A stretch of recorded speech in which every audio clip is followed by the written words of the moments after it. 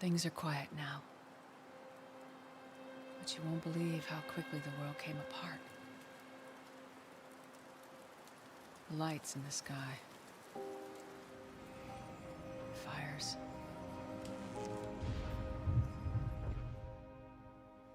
The endless cold. Those who've survived have been brought to their knees. On their knees, they'll pray they make it through winter.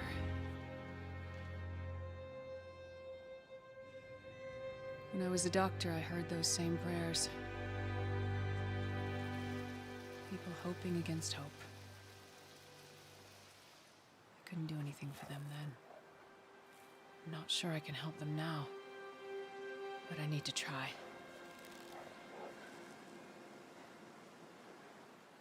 I know you're out there somewhere, fighting to survive for another day in a world that's forgotten us. Whatever happens, whatever you do, don't give up. Remember who we were. Don't let this new world break you.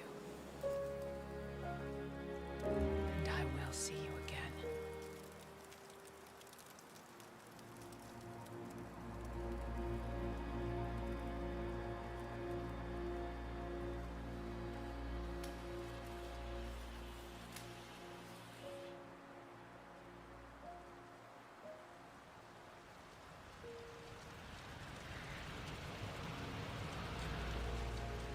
Well, hello, everybody. Captain Stabs, if you ask again, you're getting banned. I'm just gonna tell you right now. How you doing, everybody? Yeah, I'm done. I'm done playing around. So, hi guys, how's it going?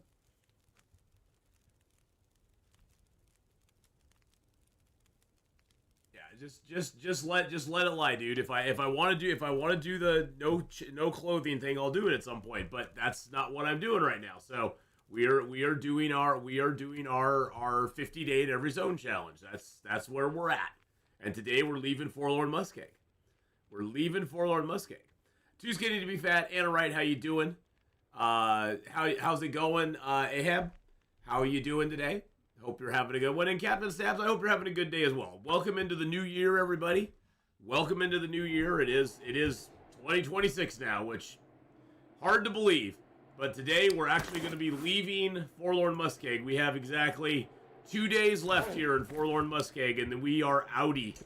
We are out of this place. So, that I am excited about. That I am very excited about. We got all of our gear stored up near the entrance to Mountain Town. So we're ready. We are ready to go. Let's make sure we're using our crappy bow for right now. There we go. Got all of our gear stored up there. I do need to go and get a little bit of food to bring back over here. So I think what we're going to do is we're going to run over and grab some bear meat and bring it back over. I don't know if I have much wood though. I've got sticks. Let's leave the sticks here so we can carry more food. We're just kind of chilling in this cave. We found out that the transition cave between Hat Creek and Marsh Ridge does not, it's sort of one of those timeless zones where it doesn't actually add any time to the zone that you're in, which is kind of weird. I mean, I guess it is a transition cave, but I didn't think it was a transition cave in that sense. Oh, goodness gracious. I do not have any tissues. I do not have any tissues. Hold on one second, boys and girls. I need to go grab a tissue real quick because my nose is running like crazy. I'll be right back.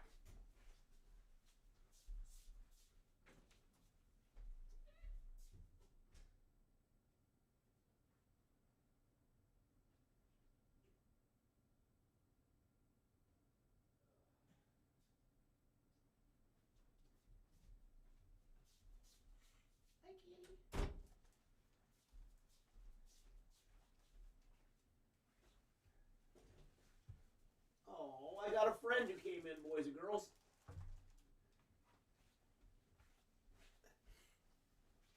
I went out and a friend came in. Eris came in to say hi. Say hi, Eris. Go hi. Hello. We also call Eris Derpy because she's a little derpy, but she's a cute baby. Oh, she's like, I don't want to be held. Put me down. Happy New Year, Dr. Shanks. Genie girl with a 17th month.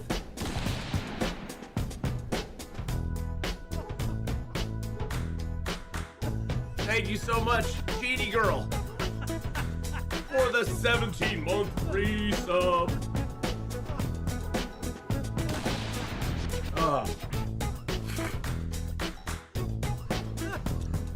All right, now we're ready to go.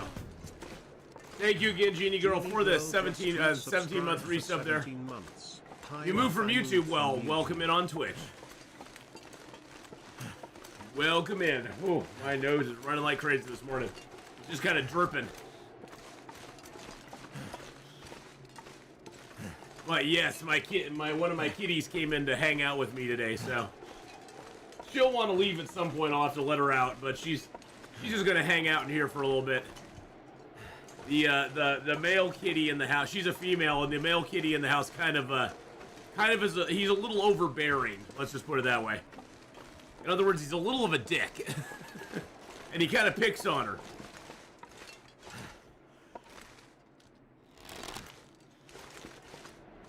Oh, I got 2 leaf teeth left to pull. And after a year, my thrush is starting to fade. Oh, that's awesome. Have you noticed the visual enhancement updates hide a bunch of items under the snow? It does hide a bunch of items under the snow. I've noticed that. I've been almost. Thank you for the bits there, sweet Lou. I appreciate that.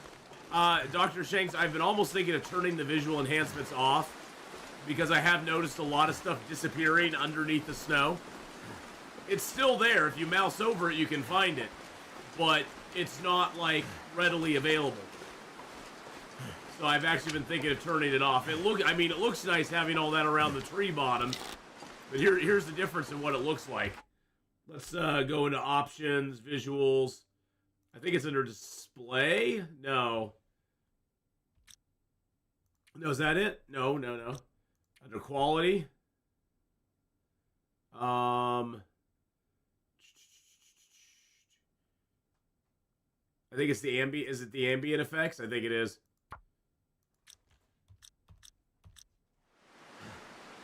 Is that what it was? Is that where it is? Is under the ambient effects? I turned it on so long ago. Oh, is it under advanced? Terrain blending. Yeah, the terrain blending. That's the one. That's the one. Yeah, I'm gonna turn that off. And then I did this down here. I'm gonna turn the ambient effects back on. There we go. Yeah, there it is.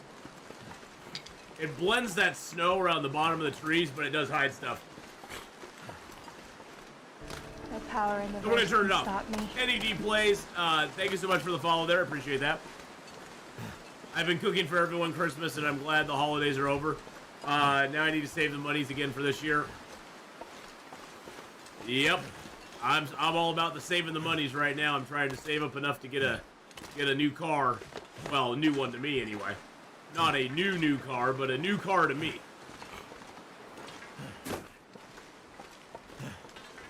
All right, let's grab some meats. Take them back. Oh, we got some fat here too. Let's grab a little bit of fat. That way we can make the next couple of days pretty fast.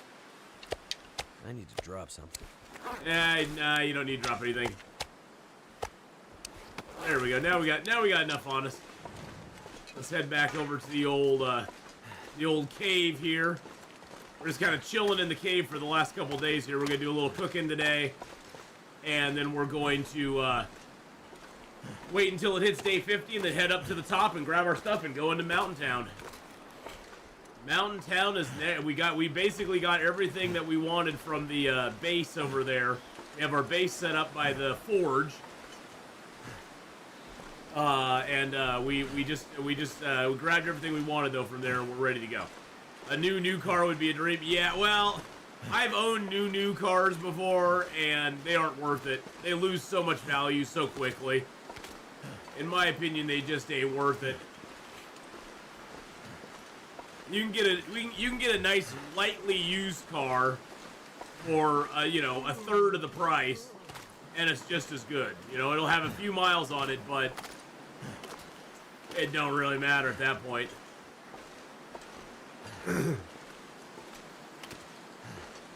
I mean, if you can afford a new car and you can afford, you know, losing the money on it, go for it.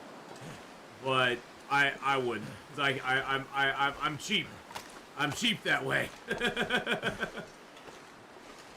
Yeah, yesterday we had a nice long 10.5-hour stream. We played some Long Dark.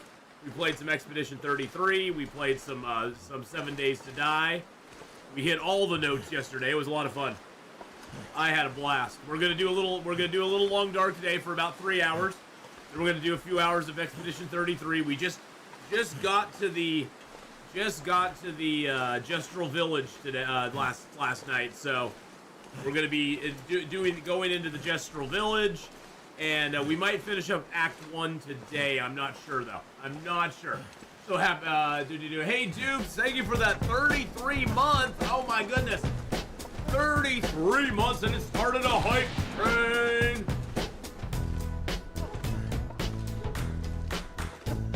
You wish we had a better heater right now? Oh, yeah, the heater is the most important thing in a car. The heater is definitely the most important thing in the car. Thank you, dudes, for the 33 months. The big 3-3. And Happy New Year to everybody. At this point, everybody should be in the new year, I'm pretty sure. Happy New Year's, everyone. Some people are probably even to the second day of the month already. Isn't that crazy? Most of the time, isn't worth new unless it's some crazy deal like 0% APR and a Honda or Toyota that holds resale value. Yeah, I mean, there always, of course, Dr. Shanks will be exceptions, but yeah, generally it's not worth it. It's a nice, like I said, it's a nice thing if you can afford to buy a new car and not really worry about, you know, not really worry about it as far as, you know, it holding its value or whatever. Go for it. I mean, you know, there are some advantages to buying a new car sometimes, so.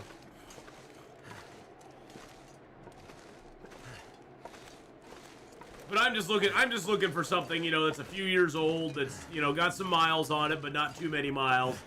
I have a friend who kind of takes, you know, kind of turns cars over. He flips cars basically, and so I'm gonna hook up with him and see what he has. He's really good. He's really good with Hondas and he's good with Subarus. He knows Toyota's okay, but he doesn't work on them as much. But he's really good with Hondas, so I told him, well, find me a good Honda and I'll go with it.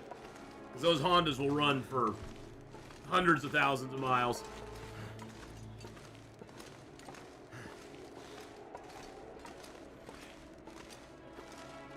Gotta be careful, we got 3 stink lines on us right now. But like you said, Anna, it's gotta have a good heater. I had a car once that had no heater. It sucked so bad. It sucks so bad. Well, Anna, I have literally been saving up all year. Just a little bit here, a little bit there. I've been saving up all year for a car, so it's taken me all year just to save enough money to get anything going. So, and I still don't have enough to buy something really nice, but at least I can put some money down. I got a good little down payment for it, you know. All right, let's get this campfire going. I think I can get a mag lens fire. Yes! Mag lens, ho! Hey, kitty. Oh, she jumped up to the boxes. We are on the way out of the zone to Oxford. We've got literally like 2 days left in the zone. So we will be leaving the zone today. The zone will be saying goodbye to this zone. I'm just gonna make a stick fire here for right now. Today is our final hurrah in Forlorn Muskeg. Because we've got 48 days in the Forlorn right now. I figured I'd just grab some bear meat, and that way we could cook up a little bear meat here and have some food. We've got water already here. We're just kind of chilling in this cave here because I was gonna stay in the cave up there by by Marsh Ridge, but unfortunately that cave is not a cave where time passes. I gotta start doing that too. Can't find a job without having a car. Little town we live in isn't hiring. Yeah, I mean, I'm using my brother and my mom's car right now to get me through. They've been very, very kind in loaning me their vehicles to get to and from work, because otherwise I couldn't either. So I'm very fortunate in that. I'm very fortunate in my family, for sure. I thank God every day for them. All right, 46 minutes there. Beautiful. Let's slap this cooked meat down. There we go. I'm going to eat the wolf meat up first, because the bear meat's a little heavier. But there we go. But yeah, it's afforded me a chance. That's one of the reasons I moved in with my brother this year, too, is that I could, you know, save money on rent and save up as well, so... It's been all about taking less risks. We're on day 463, Sweet Lou. 463. We've got 48 days here in Forlorn, Muskeg. Soon to be 49. I'm gonna have to leave something behind. No, you're leaving nothing behind, my friend. All we're leaving behind is good memories. Good memories and fond farewells.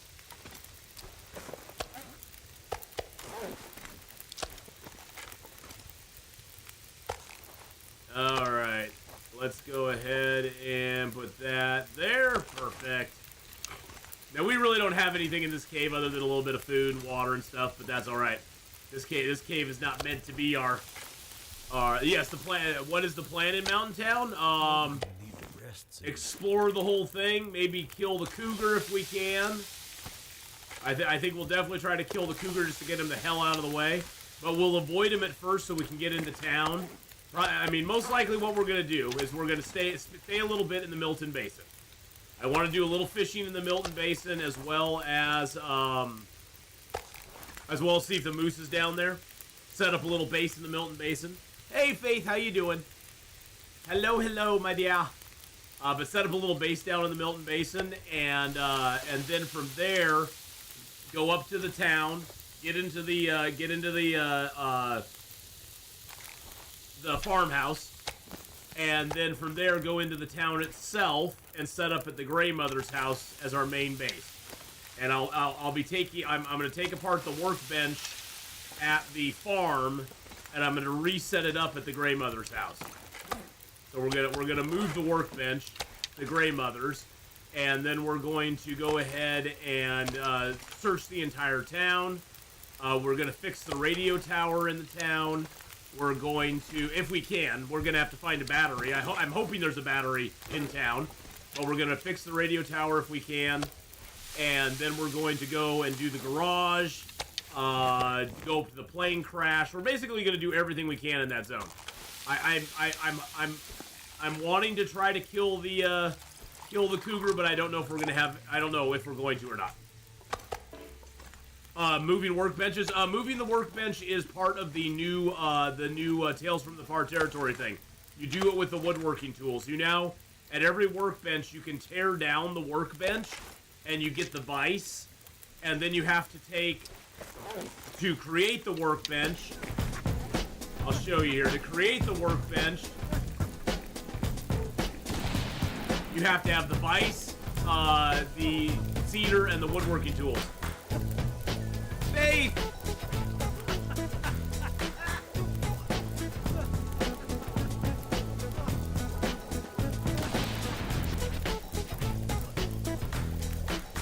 Yeah, moving the workbench, you tear it down to get the vise, then you have to have 15 cedar and the woodworking tools, and a furniture workbench. So you first have to make the furniture workbench, which costs you 10 cedar, so you need 10 cedar plus another 15 cedar, so you need 25 cedar, and then you can make the furniture workbench, then to get a vise and make the workbench, and then you can put it down. Now, the only difference is the workbench you create does not have a drawer in it, so the drawer is not there anymore, so you'll need something to to store stuff in. You can always make a chest if you want to.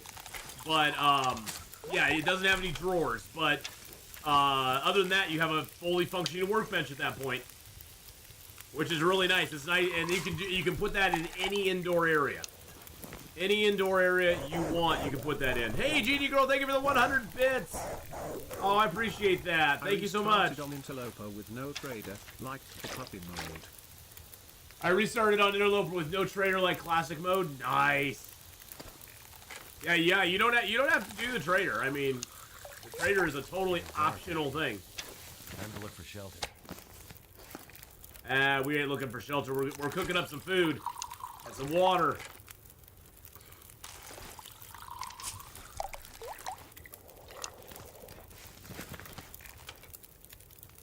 Getting these mushroom teas taken care of. That's beautiful. There we go.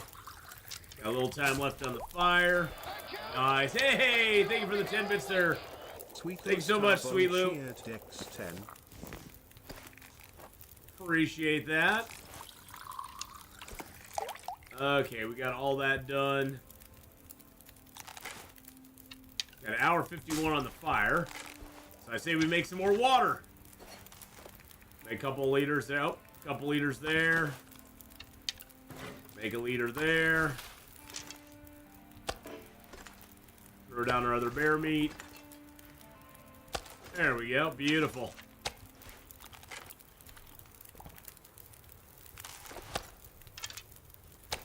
That piece is an already eaten piece, so we'll just leave that. Alrighty. We are super duper tired, which is great. But we're gonna take full advantage of this fire here.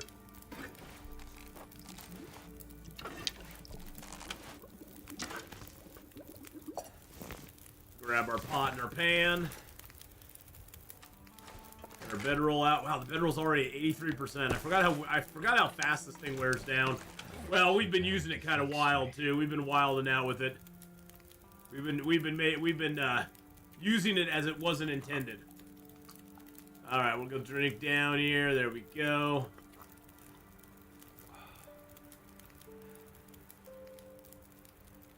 And then we'll just finish off with a little water.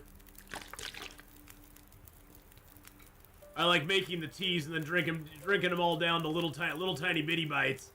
That way we got lots of medicinal stuff later on. All right, let's get some sleep. We should have like 1 day left when we wake up tomorrow. But yeah, the woodworking tools are really fun, Penny. I made it for this zone. I made the woodworking bench. I made the woodworking bench. I made the bear hide bed. I recrafted my workbench, and I also made a the rustic storage trunk with 9 fur, and that holds 35 kilos of stuff. The rustic storage box only holds, I think, 15, but you can get 35 kilos in a rustic storage trunk. So that's really pretty cool to do. Yeah, we got a good setup here in Forlorn. It was nice. All right, day 49 in Forlorn, boys and girls. I say what we do. Let's drink these down real quick. I say we just pass this day by very quickly. We just eat some nasty stuff, and we just go ahead and get it done.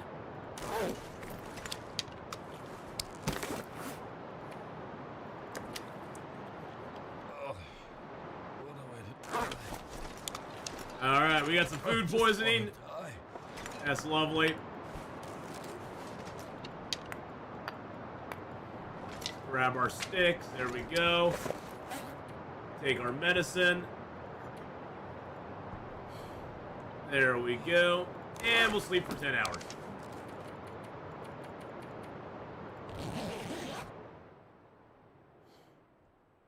And we'll do that one more time. That'll get us to tomorrow, basically. Alrighty. That's how you pass 10 hours in the game. Because if you take your medicine and you just sleep real quick, you have no worries. You don't have to worry about dying or anything, because you just maintain your health while you sleep. As long as you got medicine to do it, you can pass time that way very easily. Do that one more time. Oh. You ain't gonna die, you big baby.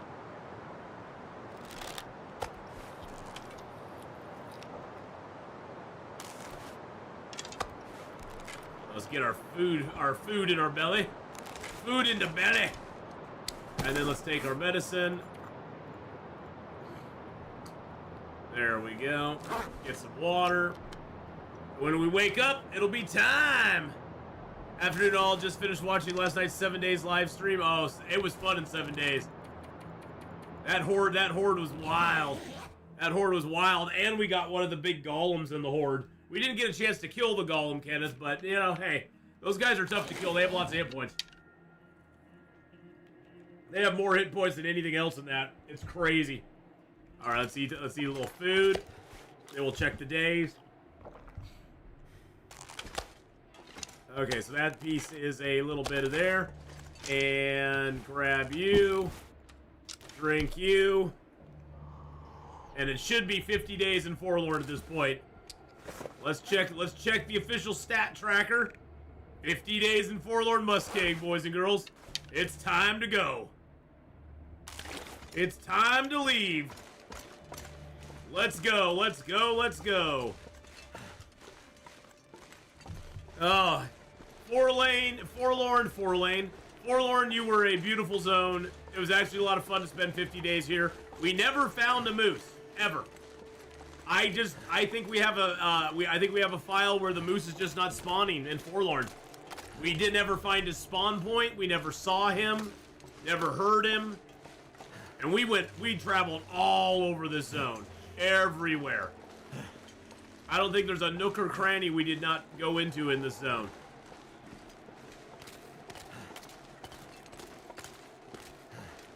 But hey, you know, it happens. Yeah, we're on the road again. Just can't wait to get on the road again. Off to the mountain town, my friends. Going to the Milton Basin again. And guess what, boys and girls? We get to go find Secret Tree. We get to go praise Secret Tree when we get into the zone. Secret Tree. Hoo-ha! Oh, some of you have probably never seen Secret Tree. If you don't know what Secret Tree is, hang around for a few minutes. You'll see Secret Tree. Secret Tree is the most amazing thing, and I hope they never, ever take it out of the game. Happy New Year's. Happy New Year's, Jack Pistachio. I think I will be severely pissed if they ever take Secret Tree out of the game. It doesn't hurt anything. It's kind of a cool little Googa. It's one of those glitches or bugs in a game that you love. That you're like that just becomes kind of iconic, you know? And for me it is. When we found it, it was like, what the hell is this? And now that we know it's there, we always go visit it. We love it.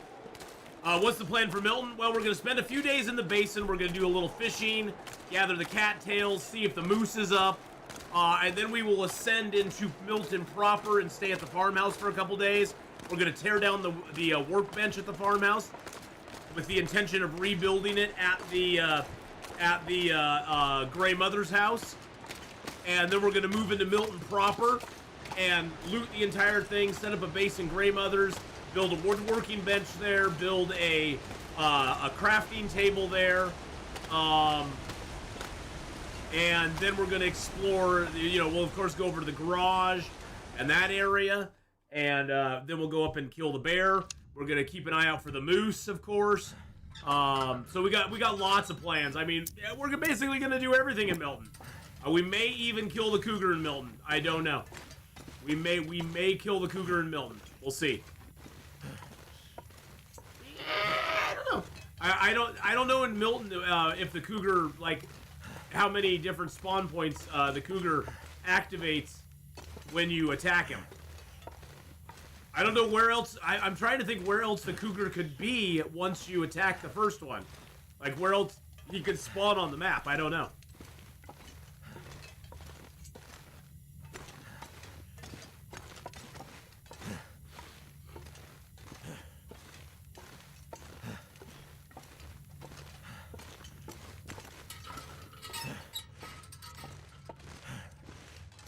Cougar and Milton is the only one that got me. Yeah, he got me too.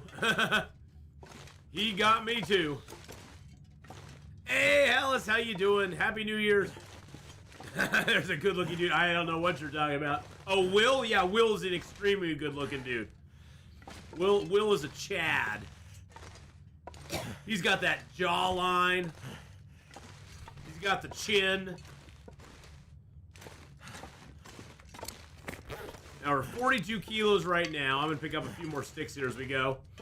I do need to repair a couple of items here, and we do need to warm up. So we'll do our little repairs real quick. Let's grab our bear hide.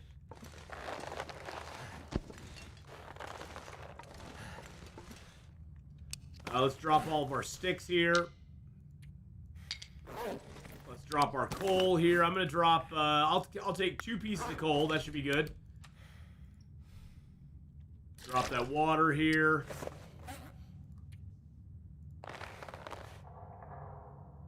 Excuse me. I'm gonna repair the bearskin coat. I'm hoping to get mending 5 here. And we'll repair the rabbit skin gloves. I'm just repairing to get the skill ups. Hey, there it is! Mending 5, baby. Mending 5. Alright, let's go. Mending 5. 100% chance of successful repair.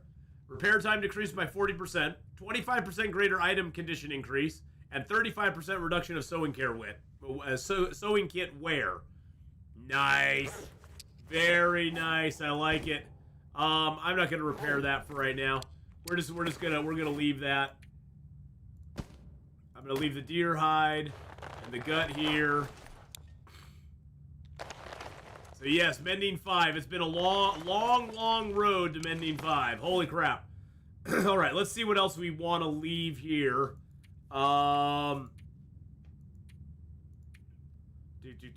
definitely will leave most of the water here. I don't need my stone right now. I can pick that up in the new zone. Do I have any tools I need to repair? I do need to repair the travois. I just need a gut and a hide for that. We'll do that. We're gonna do that real quick. Because why not?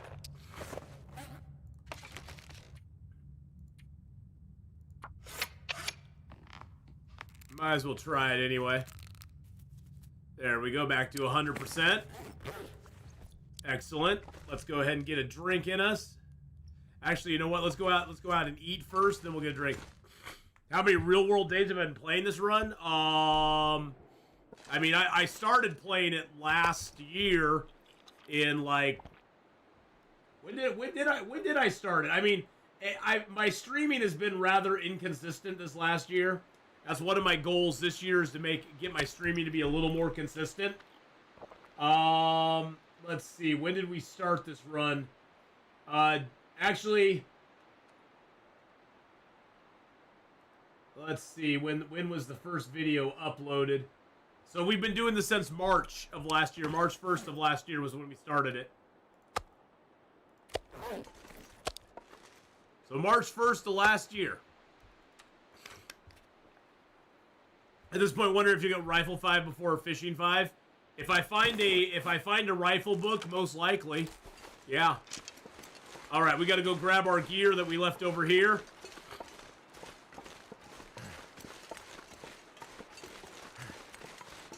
So I've been playing it since March 1st of last year. Now, hours-wise, I don't know. I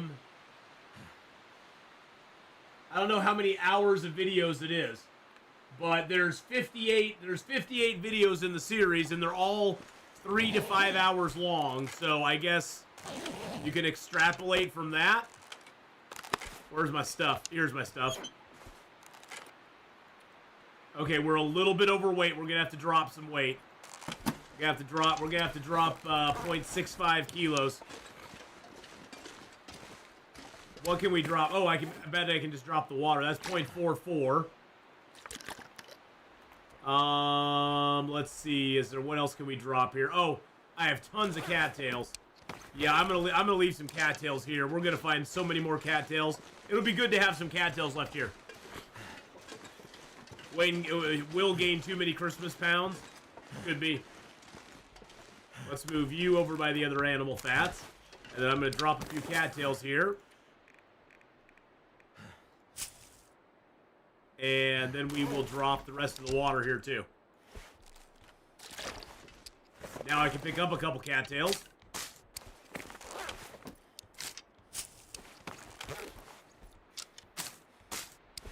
There we go, 45 kilos exactly. Exactly 45 kilos. It's about 232 hours we've been playing it. So one of our rules, boys and girls, is when we move from zone to zone, we cannot carry more than our max carry weight. We have to be prepared to climb when we get into the new zone. So technically, if I wasn't going to stay in the Milton Basin, we could go into the Milton Basin right now, climb up to regular proper Milton, and we'd be fine. So we have to be underweight when we go in, and anything we've left behind, we cannot take. So like all those cattails and food and stuff, when we come back into the zone, we can't touch it. When we come back into the zone to go to Broken Railroad, we can't access that stuff. So, until the challenge is over, until we've spent 50 days in every zone. At that point, we're going to be free roaming for a few hundred days, trying to get to 1,000 days. And here we go, boys and girls. Bye-bye, Forlorn Muskeg. We knew you well. Oh, new zone, boys and girls. Woo! Let's go! Let's go!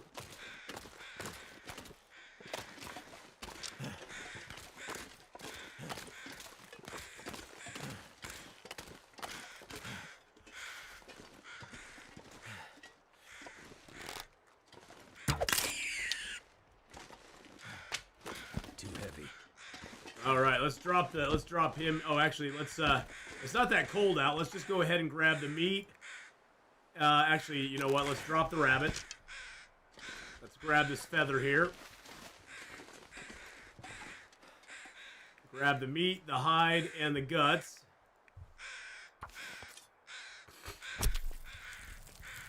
I'm 1 hour from finishing last night's stream. Where did we spawn originally? We spawned in Ash Canyon. Can't feel my feet. So Ash Canyon was our original spawn for this run, and then we went to Timberwolf Mountain, and then we went to Pleasant Valley, and then down to Coastal Highway. And luckily in Timberwolf Mountain we found ourselves a hacksaw and the prepper pie recipe. In Pleasant Valley we were lucky and we found ourselves the bedroll, which made it so we went that way. Since we found the bedroll there, we were like, well, we don't need to go to Mystery Lake now. Next we can go over to Coastal Highway, because at that point, once we hit Pleasant Valley, I had two decisions. If we didn't find a bedroll in Pleasant Valley, I was going to go to Mystery Lake and then get a bedroll there, and then go to Forlorn Muskeg to do our forge run, and then circle back to Coastal Highway and Desolation Point later on. But since we found a bedroll in Pleasant Valley, we decided to go to Coastal Highway and then do our run into Desolation Point for our first forge run. I did a totally random start. Random start, Dr. Shanks. I didn't know where. I honestly did not know where we were going to end up. I honestly did not know where we were going to end up. So we did go to Coastal Highway, then we went and spent 50 days in Desolation Point, then we circled back and went back up to Black Rock next to get that done, and then we went to Mystery Lake, Bleak Inlet, and then Forlorn Muskeg, and now we're in Mountain Town.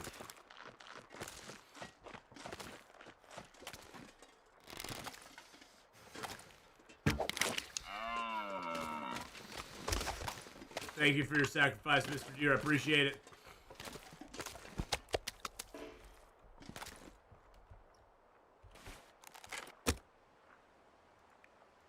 I don't have much fuel, but yeah, custom games do have a few odd things. Yeah, custom games always have a few odd things in them. I'm gonna throw the venison on here first. 37 and 40, beautiful.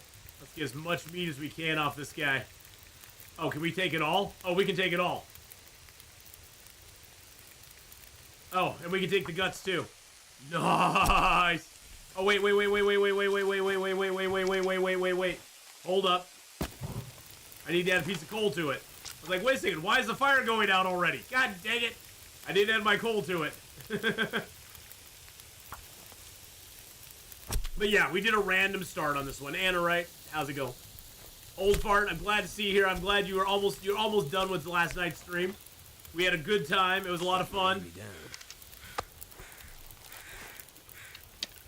Ath enters his own carnage ensues. Of course it does. Why would it not? The custom interlopers have filled bunkers. Yes, they do. They have filled bunkers. They also have intestinal parasites only last for 10 days in a custom file. So your intestinal parasites are not really that big of a deal in a custom interloper. There's a few other weird things as well. I found weird loot before in custom interlopers as well.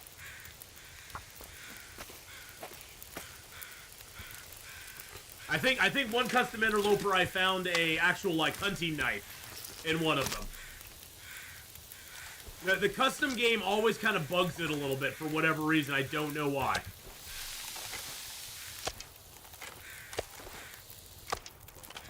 We do need to get a little water going, so I'm going to get a little water here.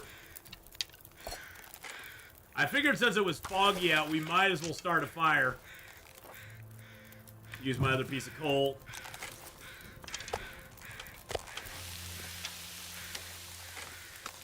Been playing off and on for 10 years. There's always lots of fun changes when I come back. Oh yeah, I mean, that's the thing, Penny. From now on, there's not going to be as many changes to the game. You'll see some people doing some custom stuff, most likely, like doing some, there will be some custom stuff where it'll be mods that you can download that'll change the game, but there won't be as many developer changes in the future as there are, because they're pretty much done with the game at this point. Unless they decide to do another DLC down the road or something like that. But I don't know if that's going to happen or not.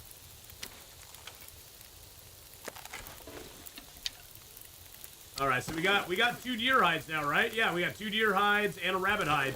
Beautiful. And we got venison coming up, too.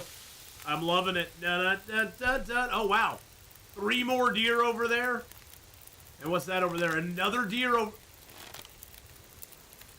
And another... Is this like Deer Basin or something? What the heck is going on around here? What the heck is going on around here? There's deer everywhere.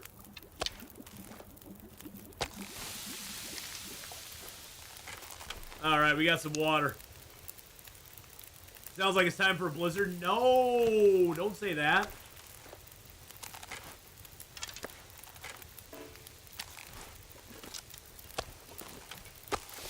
That's just mean. That's just mean to say.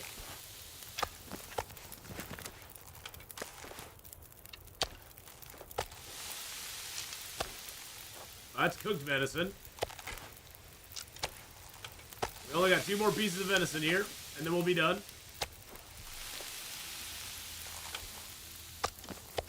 Might have to drop some gear. Nah, you're good. Oh, I got that rabbit piece. Let's get that cooked up real quick.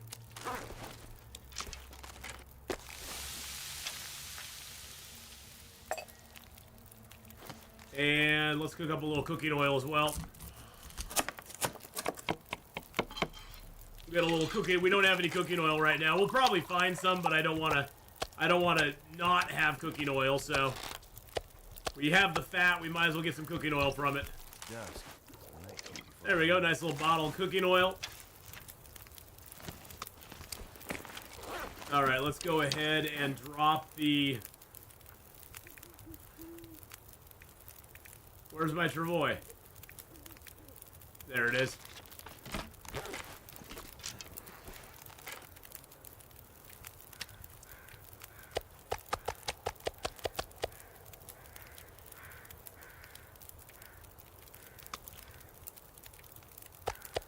There we go.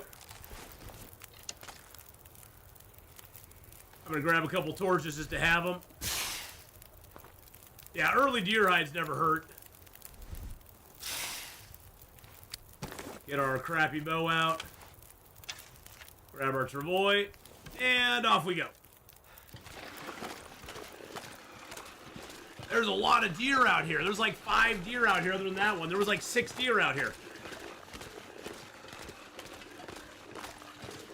Now, the moose usually spawns on the other side of this hill up here. The hill that we're walking to right now. I'm not going to bother with the other deer right now. I was going to let them kind of do their thing. We're tired. We don't really have time to, like, harvest them up or anything. And we got more important things to figure out. We'll get up to the cave here. We'll sleep for the night, and then I'll show you a secret tree. Secret tree, hoo-ha-ha. Yes, it does. It doesn't show, actually, that's a good point. The fat doesn't show that it has smell, but it does. Which I'm gonna put it into the travois. I forgot about that. Thank you. It never shows that it has smell, but if you're not carrying it and you pick a piece up, you'll see a wolf come directly towards you once you have it.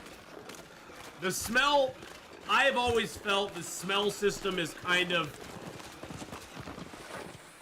The smell system is a little broken as far as, like, showing you accurate smell in the game. It's a little on the broken side, but... Oh, good, look at all the cedar down here. And there's a birch right there, too.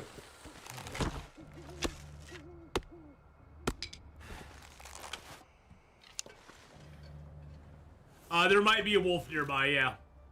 There might be a wolf nearby.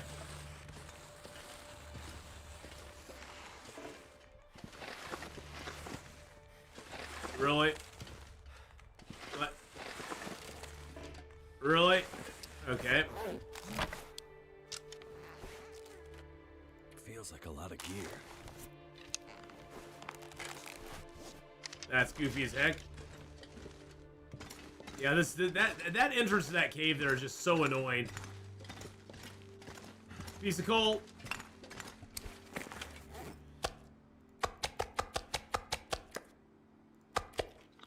We'll eat down these couple of venison pieces that are small. We'll drop the guts, that over there. Let's wander back into the dark cave here. I can't really see either, boys and girls. I just know that we can go back into the cave here a little bit. Let's drop our high. Oh, what did I just drop? Let's sort it by weight or by quality. That way it won't drop everything at once. There we go. Perfect. Alrighty. Let's go ahead and get our bedroll down wherever we can. There we go. Drink some water. Yeah, the secret entrance is easier than the regular one. All right, we'll look at Secret Tree tomorrow because it's really dark right now, and you won't be able to enjoy it as much. Dare we hope Stickman? You know, we just might. We just might have a Stickman appearance, boys and girls. I'm not gonna lie. Close my eyes. I'm not gonna lie. Stickman could be making an appearance.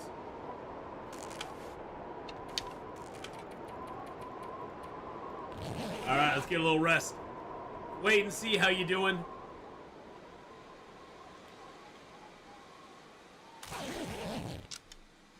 Alrighty, let's pick you up.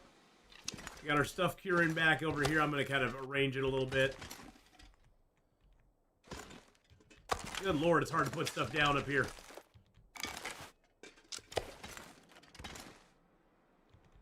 Got you. Got some guts.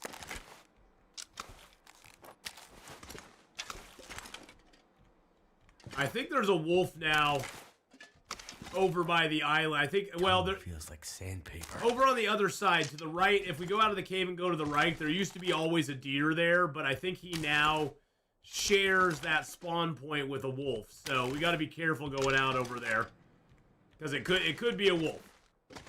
I'm just gonna put Rabbity Boy right there. All right.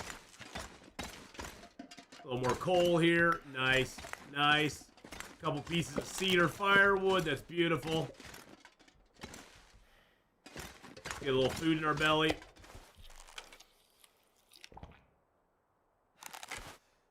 There's that rabbit. There we go. We'll eat the rabbit too.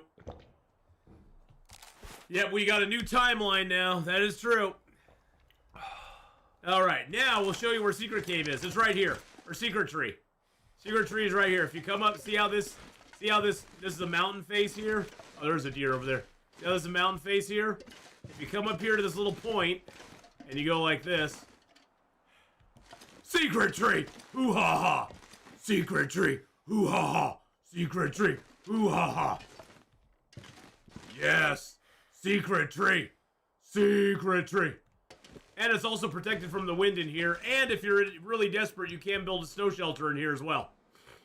You can build a snow shelter and a fire in here, and it will never get blown out. Now, animals can get into this area, but, yeah. Hello, Secret Tree. Yes, the game locks until you praise Secret Tree. You go, hello, Secret Tree, and then see if you pop out here. You just pop out through the wall. Hello. Now, you can't go back in this way. The only way to get into that area is over here at this little point. That's the only place to get into it. The reason Secret Tree is here, for those of you who never, oh, here, I'll show you. So, if you're here in front of the cave, there's nothing up there, but if you go to this little point here, you can zone into this little area here where Secret Tree is. What you see here is the remnants of the old cave. So, when this zone was originally put in here, this cave was completely different than it is now. This cave started right here. This cave started right here. It did not have this big entrance. And then right about here, the cave stopped and it went up, and there was like an upper shelf you could get to, and that was it.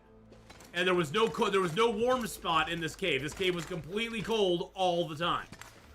So there's no warm spot to be in the cave at all.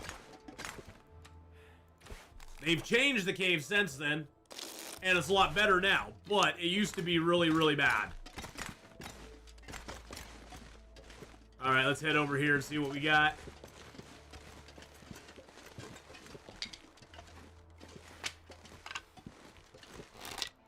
But that is Secret Tree. Yeah, we're down in the Milton Basin. And there's a nice deer over here too. I'm gonna grab a couple rocks. Those are debate wolves.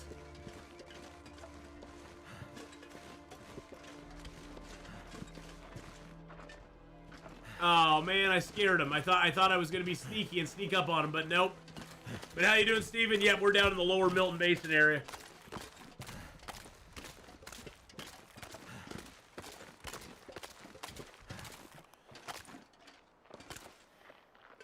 Hello, Mr. Deer. Hey, Sweet Lou, thank you for the posture check there. We already did Black Rock, yep.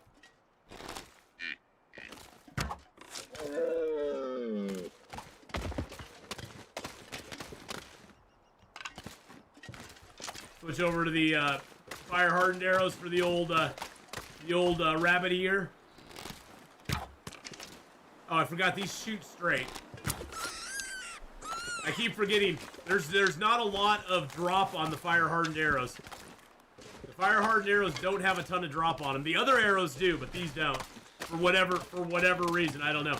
And by the way, you can put holes in the ice here and fish. You can fish in a lot of spots down here. It's very fishable. Oh, great. And now the wind's coming up. Lovely. Lovely. But yes, we've already done Black Rock. We've done, basically, Steven, we've done everything except this zone. Hush River Valley and Broken Railroad at this point in the old area. Front of the regular arrow is a metal tip. That is true.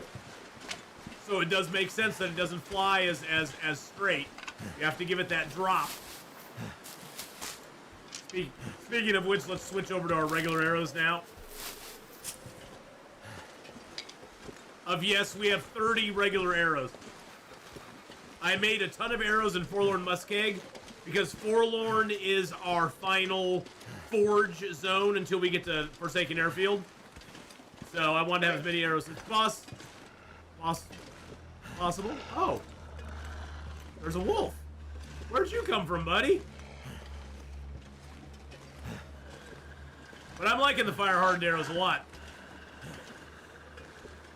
It does. You always equip the regular arrow. You have to manually equip the fire hardened arrow. I'm trying to find a spot to kill this wolf in. I guess it's as good as any.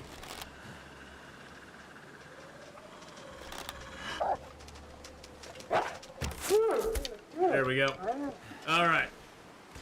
Yeah, you have to make sure because it'll always, by default, when you first equip your bow, it will always have the regular arrow on it. But like if I have the fire hardened arrow on here, and say I put my bow away,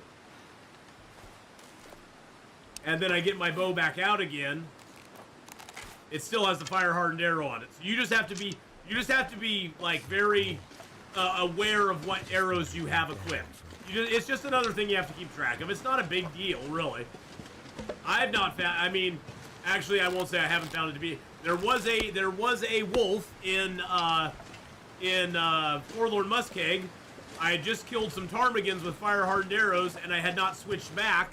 So when I shot the wolf, it made him go yelp, and then he attacked me anyway. So yeah, you do have to be careful of it. Yes, Penny. When we get to Forlorn Muskeg, we're going to change our strategy a little bit. Right now, the rule is that once you've done a zone, you can't go back into that zone unless you're going through it to get to another zone that you haven't done yet. We're gonna change that a little bit after we get done with Forlorn Muskeg, because I want to finish up the.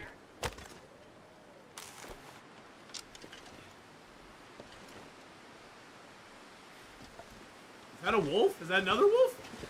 I want to finish up the Signal Void quest before we go to Zone of Contamination. So we're going to do Signal Void. We're going to come back into Hush River Valley, Bleak Inlet, and Pleasant Valley, and do the Signal Void quest, and then we're going to go to back to Forsaken Airfield, finish up Signal Void. Then go to Zone of Contamination and do that as well. So that is one of our goals. This gear's starting to slow me down.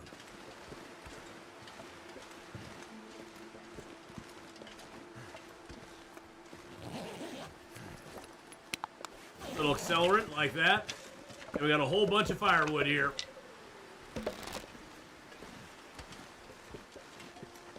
Let's go ahead and build a little fire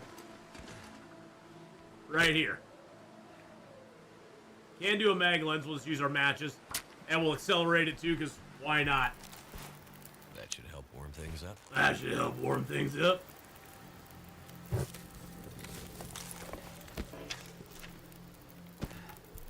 Get a little bit of meat off of him. I just celebrated New Year's with you in the other stream. Nice! Happy New Year's! On Stalker, I only craft fire-hardened arrows because I only use the bow to kill rabbits and snow chickens. Yeah, and the fire-hardened arrows are the best thing to kill the ptarmigans with, because the fire-hardened arrows have there's no penalty with the fire-hardened arrows as far as like them getting alerted to you, and so they don't run away, which is really super nice.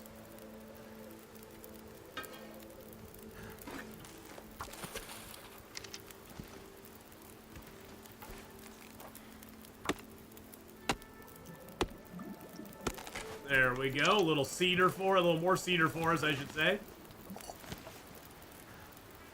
All this gear is slowing me down. Oh god, we are super duper heavy, ain't we? We're super duper heavy right now.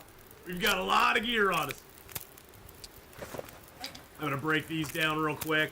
I don't know. I may have enough feathers on me to make some more fire hardened arrows, and I think I want to. Yes, I do. Okay. Yeah, let's make some more fire hardened arrows.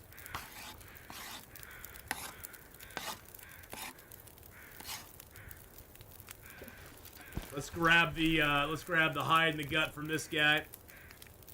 I'm just gonna use my hands because I don't really care. Oh, don't worry about it. I knew you meant snow chickens. I knew you meant snow chickens. All right. Oh,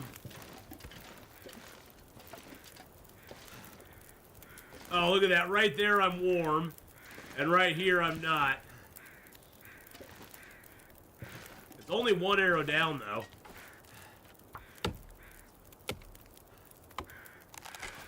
That's not bad at all. Are we doing Subnautica again this year? Yes, we are. Yes, we are. We're probably gonna start like mid-month and do it.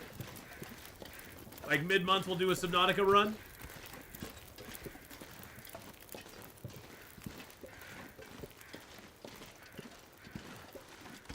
But yes, we are gonna do another Subnautica run this year. We'll have Subnautica 2026, boys and girls. And Subnautica 2 might be coming out this year. And that I am excited for. I mean, you know, I had my reservations there for a little bit, but I think it looks good. It looks good. I don't think they'll pull another Below Zero on us, although it makes me kind of sad that the original, like, crew from Subnautica is not there anymore.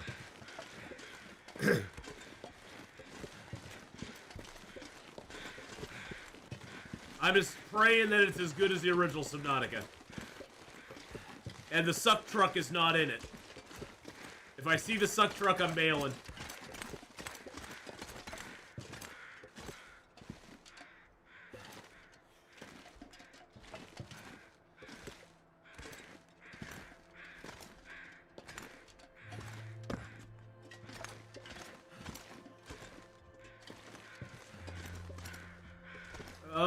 Let's see. Oh yeah, we can go over this way, I think.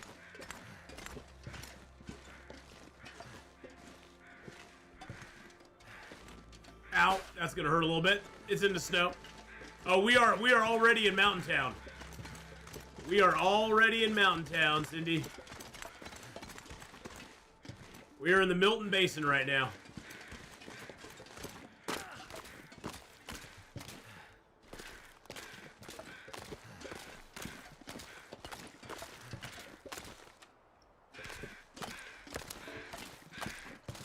I'm just gonna drop that there.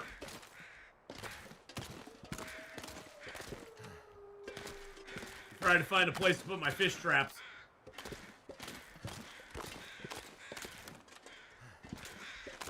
Maybe out here. Okay, let's drop a little bit of this wood here too. We got 8 cedar on us. We're gonna drop all that. We're gonna drop all the fir.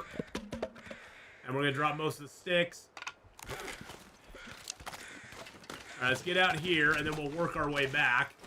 Once we have this out, we can see where the closest spot we can get to. Okay, so right in here is the closest spot we can get. Put a spot right there.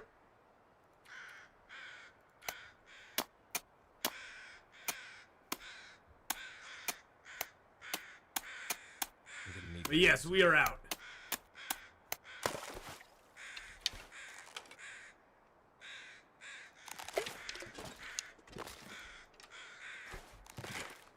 Actually, let's get some food in us real quick. We left some food back over here. Eat our fresh rabbit there. We got more food in the cave. I just wanted to have a little more food on me while I did this. Actually, we should go. What we should do, we should go harvest that deer up.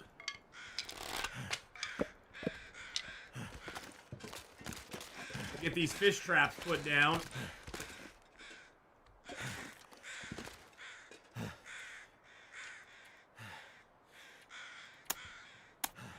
Yep, time to get a little vitamin C, a little vitamins. little vitamins for us. Oh, I have cattails. I guess I get to eat a whole bunch of cattails right now too. Yeah, let's just go back to the cave. We'll harvest that deer up tomorrow. This bag is getting too heavy. We'll harvest Mr. Deer up tomorrow. Not too worried about it right now. We got plenty of food in the cave. And we're pretty tired, and it's almost nighttime. Now the problem is those fish traps will probably be out in the ice for too long. That's the only problem with fishing like that is you almost have to stand by it and do it. There is no Below Zero, only the game that must not be named. Well, the thing is, Hallis, we just call it Below Zero. I don't even honor it with calling it Subnautica. Because in my mind, it's not Subnautica. It's like some other weird underwater game that sort of is like a bastard cousin to Subnautica or something. In my mind, it really is not Subnautica.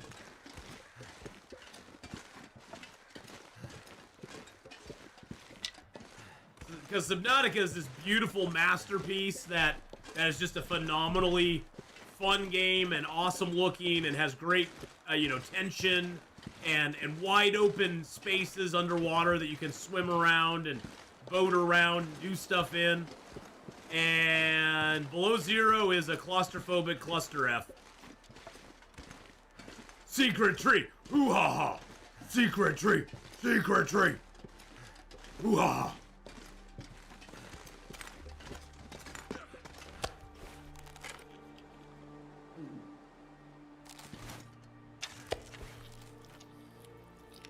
But that's just my opinion. I know some people like Below Zero. Not a big fan. And we got a couple cans of food too. I should eat those. That'll give me vitamin C, I bet.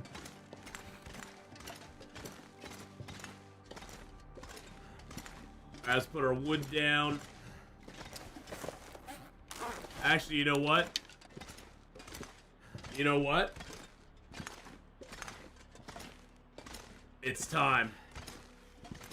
It's time, boys and girls.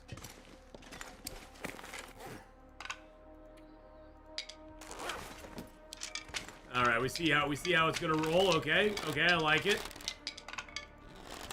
We'll put it down over here.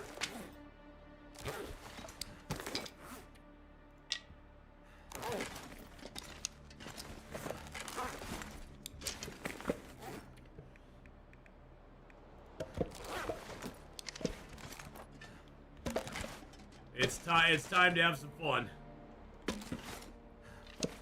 It's time for him to make a return, my friends. He's coming in like a big dog with a wet tongue. He's coming on strong.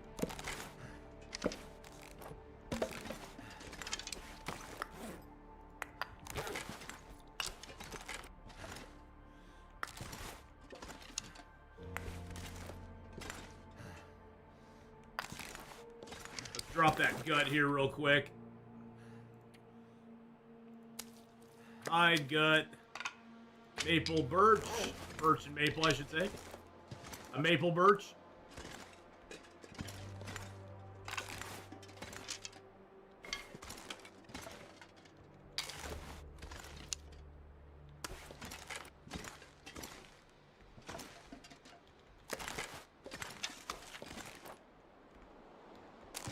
All right, let's go grab some raw. Actually, let's drop some wood here. Happy New Year's to you as well, Olaf.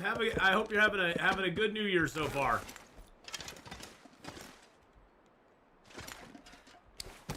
Drop you over there. It's like something's sapping my energy. It is sapping your energy, but that's okay. Don't worry about it.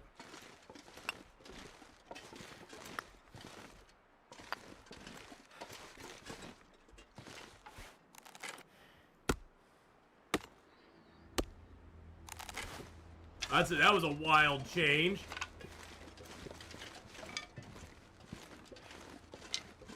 I didn't see the moose up top there either, by the way. So it doesn't look like the moose is down here, but we'll check tomorrow. We will check tomorrow and see. It's gonna get a lot colder soon. Yeah, it is. It's gonna get a lot colder soon. I gotta hide him. I gotta hide him, boys and girls. You gotta hide him. You gotta be ready for the reveal, you know.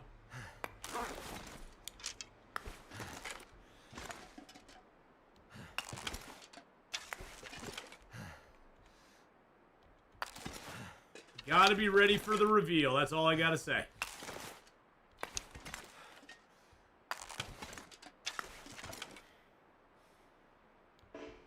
Oh, nope. There we go. Stickman! He's back with us. Yo, Stickman, how's it going, buddy? He's my friend in the cave. We're even gonna give him a nice little tool kit and a woodworking kit. He's like, I shall construct and build everything for you, Atheenon. There we go. I will get it all done. I will get it all done for you. 'Cause you are awesome.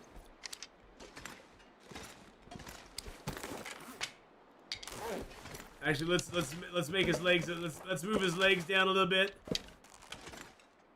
Gotta make his head a little bit bigger. His head. He's got kind of a squashed head at the moment. You know what I'm saying?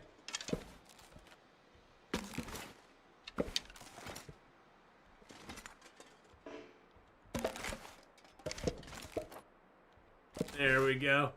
Give him a little bow tie. He's got a bow tie now.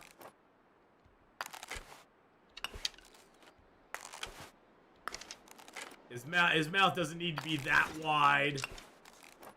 We can make some adjustments here for him. There we go. See, there we are. Nice. What's been your best to worst region to live in for 50 days so far? Probably the hardest region so far, Olav, has been Timberwolf Mountain, because at that point we had the hacksaw, but we had no bedroll. Timberwolf Mountain doesn't really have anything indoors to sleep in other than the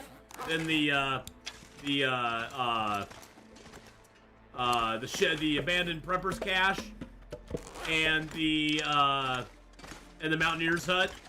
There's not really a whole lot of places to sleep indoors. Those are the only two places with beds in that zone. So probably Timberwolf Mountain was the toughest. I'd say Ash Canyon probably is right behind that, because at that point we had nothing. That's where we spawned. So that was our starting zone. So that made it really tough. And then probably after that, I'd say Black Rock. Although we did have a bow and stuff, Black Rock was pretty dicey, as it always is. Then Bleak Inlet, probably after that. Surprisingly, Pleasant Valley was not that bad, even though we, didn't have a lot of tools or anything. We had a bedroll. We were doing okay. And then Coastal Highway, Desolation Point, Mystery Lake are sort of just toss-ups at that point, because they're all pretty similar. Probably Desolation Point was harder, but we did get our tools in Desolation Point, so that made it kind of cool. And then Forlorn Muskeg was probably the easiest zone we had to live in, even though there's not much there, because we had so many tools and gear. And so yeah, that's probably where we've been at so far. As far as if I had to rank them. We're just gonna cuddle up next to Stickman here. Yeah, running from Aurora Timberwolves in Blackrock. Oh yeah, that's always fun. Hello, Stickman. Will you guard me tonight and make sure nothing comes and eats me? Thank you very much. Thank you very kindly. I appreciate that. So that's probably how I'd rank them.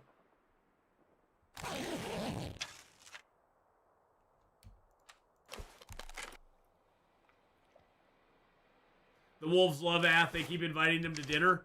Yeah, they do invite me to dinner a lot. They have this awesome. The wolves do have this awesome cookbook, or not cookbook. They have this awesome book. It's not even a cookbook. It's just a regular book called How to Serve Humans. And I thought, hey, they want to serve me. I get it. They're very cool that way. Drop something. It's not what you think it is. All right, both of our fish traps are up. The question is, will we have any fish in them at this point? I don't know. We're going to build a fire here. And do a little bit of fishing real quick. And no Maglens, that sucks.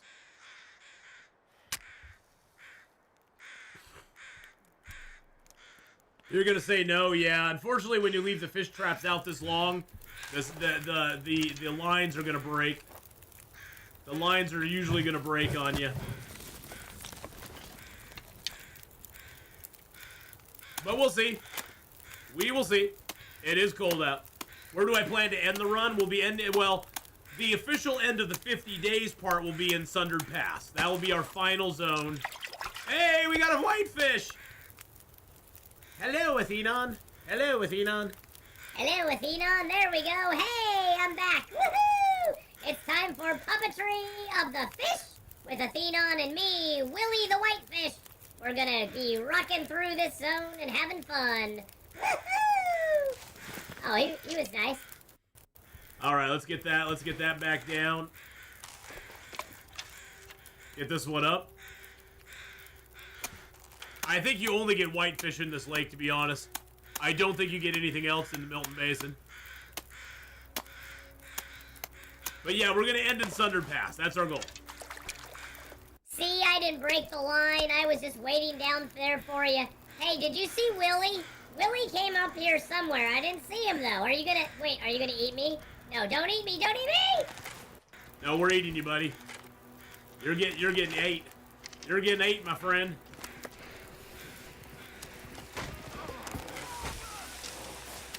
That's a moose, guys.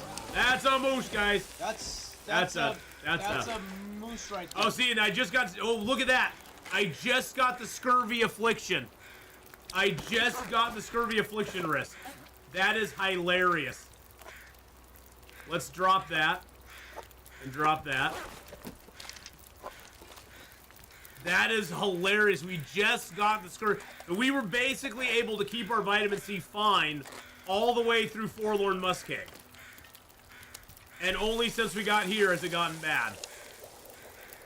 This will get rid of it. We'll eat the pork and beans and that will get rid of it. And now it's healed. You are healed! And now we'll eat some fish and we'll even get rid of it more. That's why I brought these fish tip-ups here. Because I knew we were going to need them.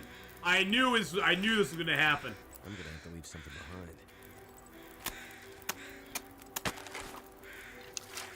Another whitefish for us. Nice.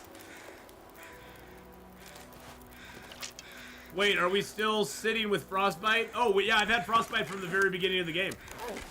Oh, yeah, we've had frostbite this entire game, Steven. Yeah, we've had frostbite the entire time.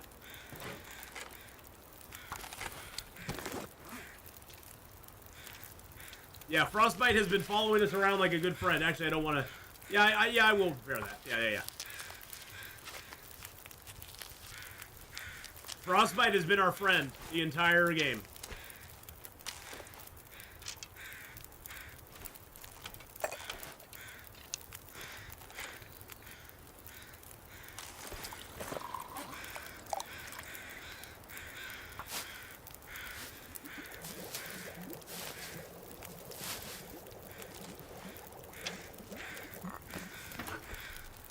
There we go. Oh no, that's fine. I you know, hey, it's easy to forget about. Yes, warpers will be in the game here soon. Not in this game. But yes, the warpers will be coming around soon. Let's see, you got 3 hours on that. Let's put some water on there. Some water on there.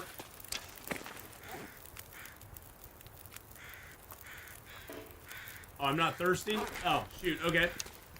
Well, let's go over and get a little bit of deer harvested. Oh, it's only 1 arrow down, Temp. It's only 1 arrow down, so we're good.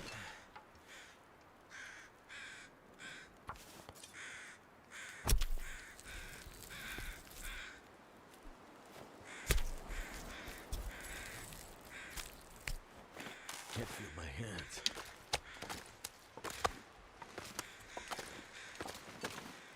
And we got a fish tip-up that just rang as well. We should have a little bit of water. There we go. 1 minute till that's boiled. And we got 2 fish tip-ups going. Nice. Nice. Let's go. And we got a bass. We got a bass, baby. Oh, actually, let's grab our water. Put you down. Get a bass in the pan. Get that broken up. Oh, that's beautiful. I'm loving it. Ho, ho, ho, ho! I'm Billy the Bass and I'm back, baby! Oh yeah, let's go! Let's go! Billy the Bass is always fun. He's a good guy to have around. I like him. I like him quite a bit. That one's already done. Our fire's gonna get blown out here pretty quick, I have a feeling. Unfortunately. Unfortunately. We are getting a little oil for this as well, which is nice. Because we need the oil. We need the oil for our lantern.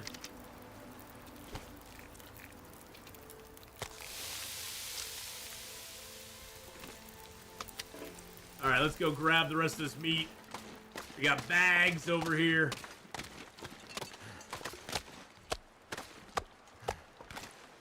Oh, I need to drop some. Nope.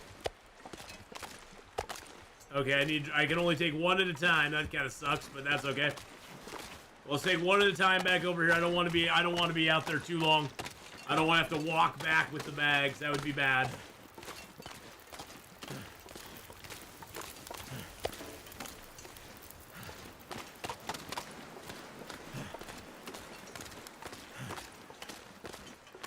Yeah, I could use a travois. That's true, but I'm just gonna make the circle. We don't have very far to go, so I'll just make the circle around. Everything will be fine. It'll be fine. But yeah, I could use the travois. That is true. That is very true. I didn't even think about it because it's so dang close. It's so close to it.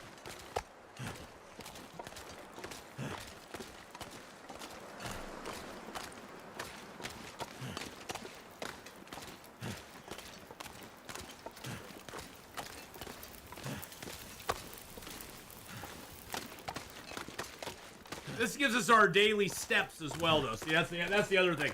We're going for our daily steps. We got our Fitbit on. We're recording how many steps we take.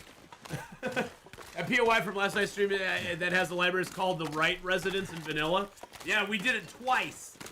I didn't even realize we were doing it a second time until we got in there, and I'm like, wait a second. This place looks very familiar. All right, we got all the deer. We got all the deer honks over here. All the deer honks.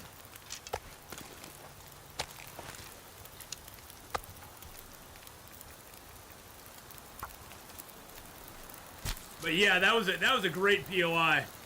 That had lots of books in it and stuff. We got lots of fragments. Now we just need to get iron so we can get the chemistry station made.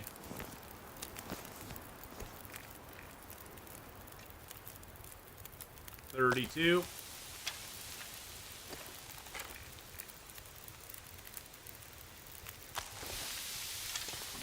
That POI is known to fans of John Woodle as Wayne Manor. Oh, okay, all right. I like it. Smallmouth bass. Let's eat the whitefish. We'll keep the smallmouth bass for later. Yeah, that place helped with the scraps like crazy. Jawoodle. See, I knew I'd like Jawoodle the moment I knew that he liked purple. You know, that's my favorite color. So I knew that I would like him when he was like he had Jawoodle purple. I was like, oh, I like this dude. I'm right there, buddy.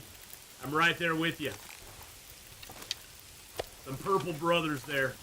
All right, we got that. Those got 15, 16 minutes to go. Yeah, let's take you down.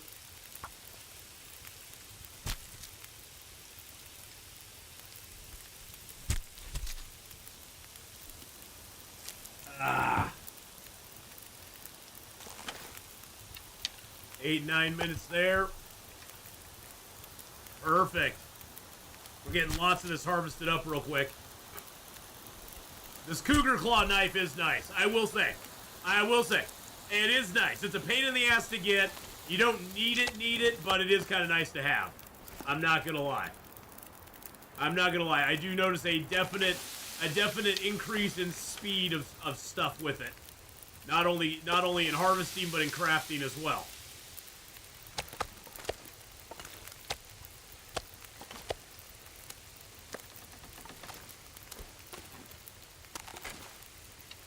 Yeah, I'm pretty well positioned to craft the iron tools. The only problem is that I don't have a lot of iron.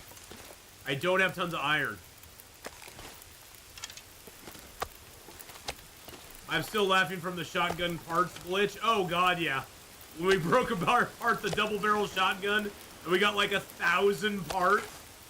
I was like, what the hell is going on right now? What the dealio is happening? Oh, there's a fishing hole that just broke open. Let's get the fish out. Oh my gosh, look at that, you caught me. Oh man, I was down there with my family. Little Bobby, little Bertha, little Becky. All the Bass family was down there, and now you caught me. Now they'll be without a father. It's so sad. I was the breadwinner for that family, and now you're just gonna eat me for my vitamin C. Makes me sad, but it is what it is. Yes, it is what it is. We're gonna eat you. I'm gonna eat you. Get in my belly. Get in my belly. All right, let's put the bass on there. Let's put you on there. Put the bass on there. We'll break open this other hole. There we go. Yeah, the shotgun glitch was pretty wild. If only there was a giant maze made of iron. I know, if there was only a giant maze made of iron. Thing is, I find I get more iron from pipes than I do from actually harvesting iron. You get more iron from the pipes, the pots, the pans, and you get it quicker than by just putting in raw iron. Raw iron really does not give you that much, it seems like. I don't know why I ate that. That was silly of me to do, but that's okay. Raw iron in the game gives you very little stuff.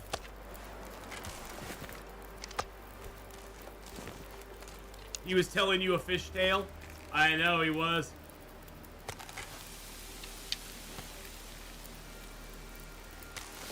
Yeah, I woke up this morning and both cats were in my room. The cats usually can't stand each other, but both of them were in my room.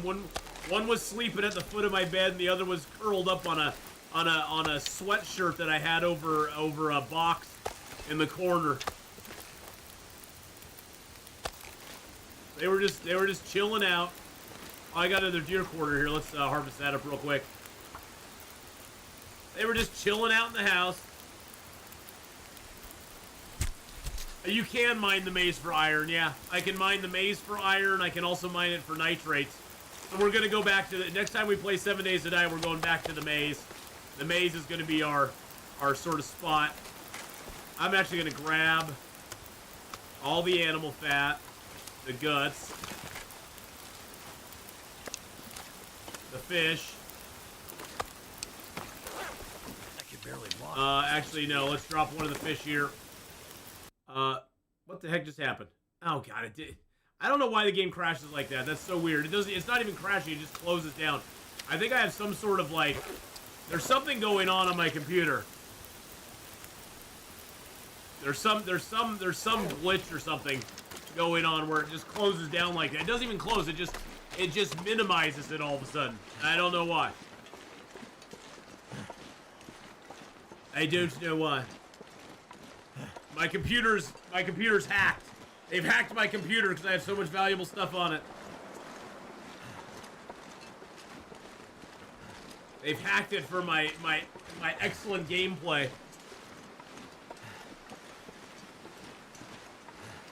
Yours does that too? Yeah, and it only started after, like, a couple of updates ago.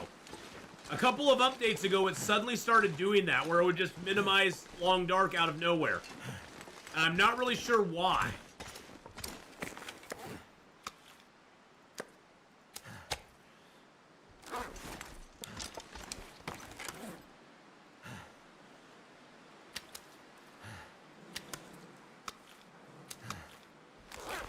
I'm not sure why it doesn't. It's very weird. Just drop the guts back. Hey, Stickman! How you doing, bro? How's it going, buddy? Dang it, I have it on weight still. Put it back on that. There we go. How's it going, Stickman? You keeping everything good? Here, I'll give you a rug. I'll give you a rug you can stand on. I got plenty of memory on my computer, so I don't think it's a memory thing. It may be something where I have like a memory leak or something. Is that what you're thinking? Like a memory leak? Maybe I need to go in and like, maybe I need to go in and, run a, what is it called? Basically check the integrity of all the Long Dark files. Like do a file integrity check maybe. That might be something I need to do. See, the thing is, Old Fart, it happened way back. It started way back in like October or August or September or something like that. It was quite a while ago that it started happening. Before that, it was fine. So I'm not real sure. There's some update with either the game or Steam or Windows or something. I don't know.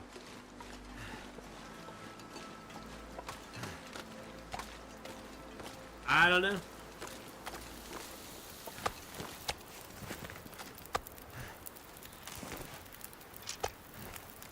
Heard several streamers complaining about it. Well, it's good to know that I'm not the only one. I probably do need to go and check the integrity of the files. That's a big piece. That's a small piece. That's a big piece. And that's a big piece. Okay, so we got 3 big pieces and 1 small piece left.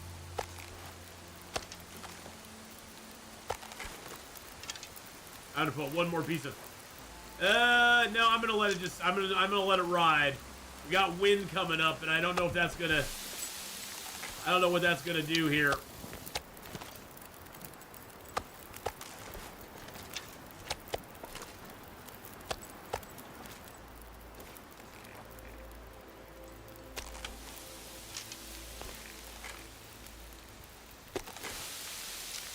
There we go.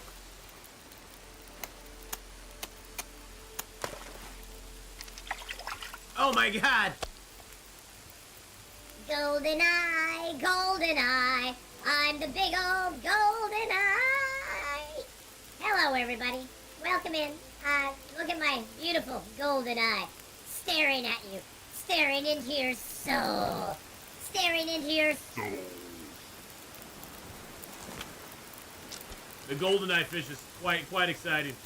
I think we're gonna make him into bait. How long would it take to carve him up into bait? 30 minutes. Okay, we need to have a little more time on the fire for that.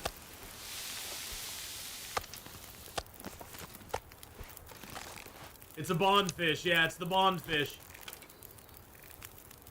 All right, let's throw that in there. Get some water going over there. I only got 20 minutes left now, so yeah, we will throw the cedar on there. There we go. Harvest up the old goldeneye. Give us some fishy bait. No debate, he's bait, yeah. No debate, he's bait.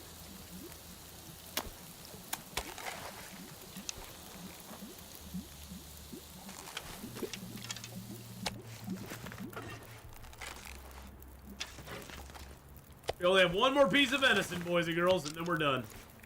It was a successful day, though. We got some fish. We actually had vitamin C deficiency start, but we quickly smacked that down hard with eating fish and stuff. So that was good. We're at 53 right now. Let's head over. Let's drop off some meats. Oh, what a good day! What a good day. We had a very successful Successful day in the Forlorn Muskeg, or in Milton. Because yeah, we got vitamin C. It just started, and then we ate some fish, ate a can of pork and beans, and it's gone. And now we just got to build it back up again. I mean, personally, I'm a little surprised we made it through all the way through Forlorn Muskeg without ever getting vitamin C deficiency, getting the scurvy risk. But yeah, that sort of shows how good we did that shows how good we were in the Bleak Inlet by doing all that fishing and stuff. That fishing really helped us out a lot.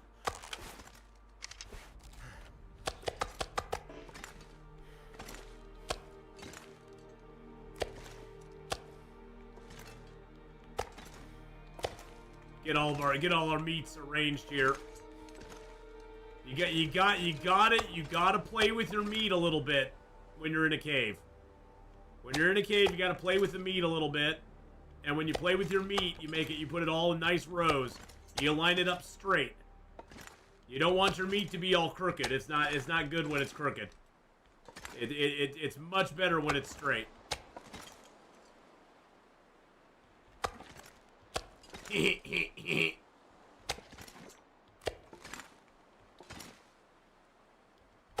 There we go. Get our fish over by it.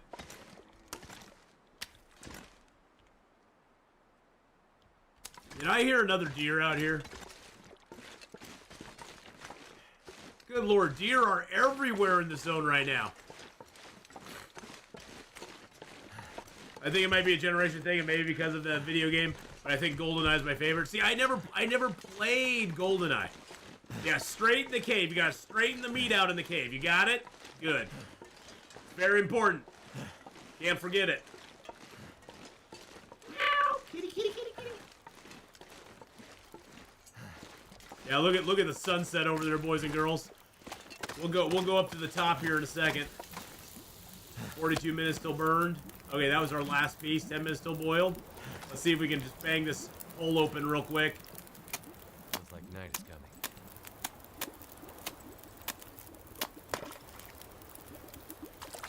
Got a white fish.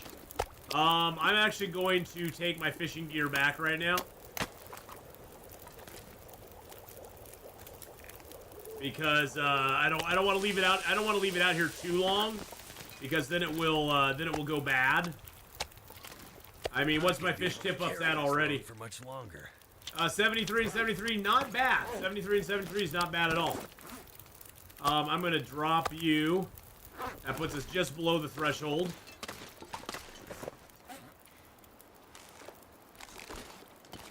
Yeah, I saw the view. We turned around and saw it. Something's making me feel tired. We turned around and saw the view. It was beautiful. Quite pretty.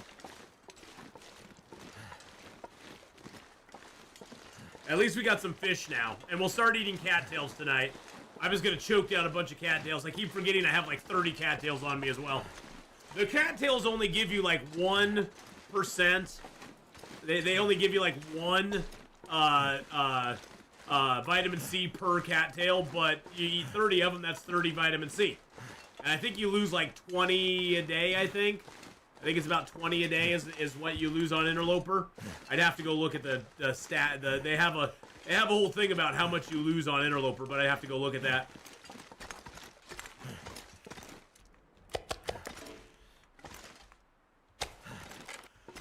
But yeah, you eat like 30 cattails, you're good to go.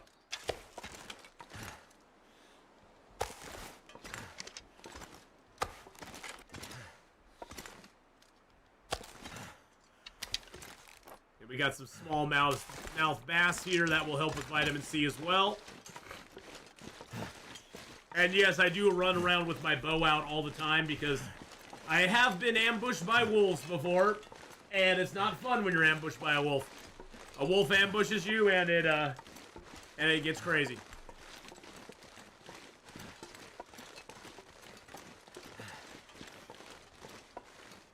Still think Goldfinger was the best Bond film ever made.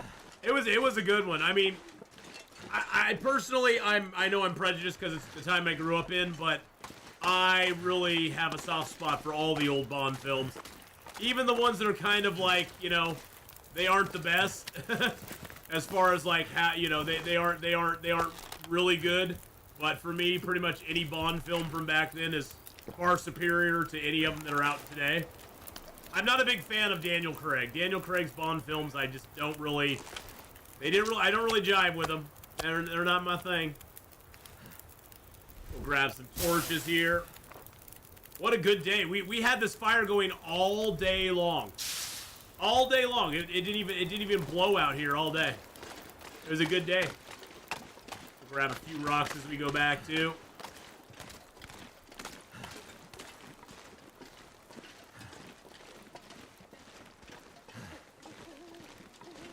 Yeah, I never, you know, Steven, I never played the GoldenEye video game.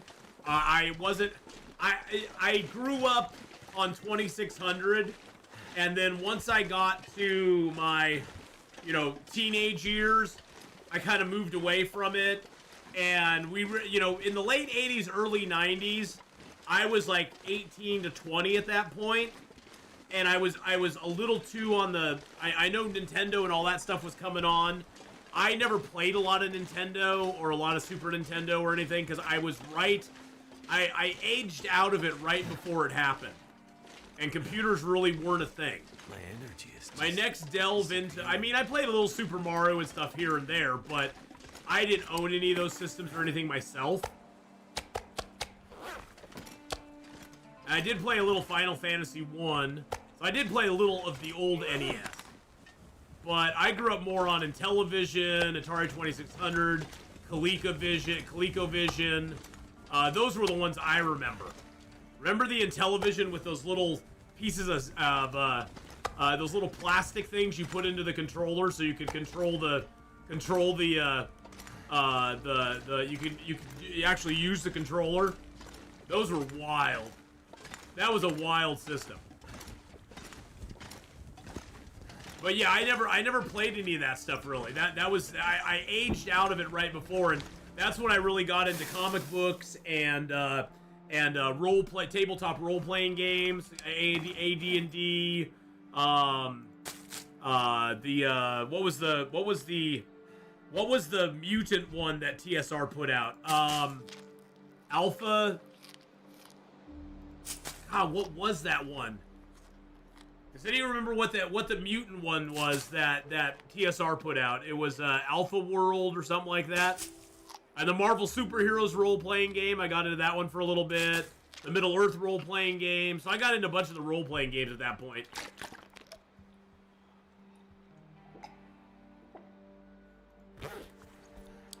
Alright, let's get some sleep. And then I really didn't get back into video games until probably my later, mid-20s? Mid to later 20s? Mid to later 20s, I got back into video games, and that was with like Doom 2 and Hexen, and some of that sort of stuff, because that's when I got a computer. Hey, Stickman, you're up with us in the morning. Nice, how you doing, bro? Hope you're having a good one, man. Let's eat some more cattails. Oh, hey, you're thirsty? Okay, here, bud. We'll leave you water. Actually, I'll leave you 2 liters of water. Don't drink it all at once, though, because it's not going to last for super long. It's not going to last super long. So don't drink it all at once, bro.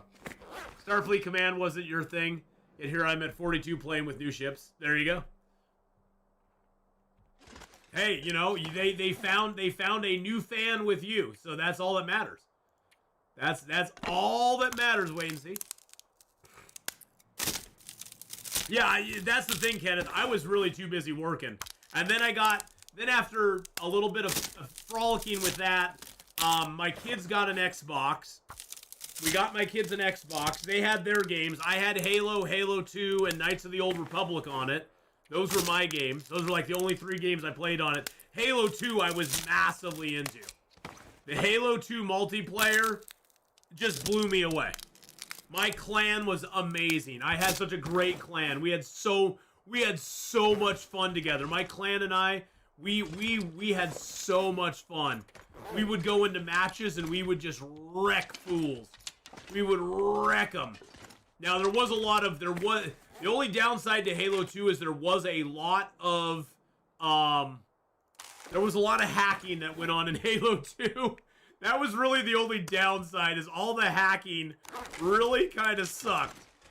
But yeah, the game itself was amazing. That was such a great multiplayer. That was my first introduction into any sort of like PvP, battle royale type thing, and it was so amazing. I still am blown away by how good it was.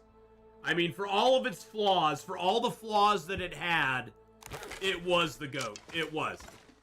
I mean, and it had flaws. I'm not saying it didn't, but it was just amazing. It was an amazing experience, and it was an amazing time because it was something so different. I had participated in a few 16-man tournaments before because the local armory, the armory here nearby would put on like little tournaments for Halo every once in a while, for Halo 2 every once in a while. And I participated in a couple of those. But, yeah, to be able to play it online like that from the comfort of your house was just like, what the heck are we doing? That is so amazing. Oh, hey, we got a rabbit.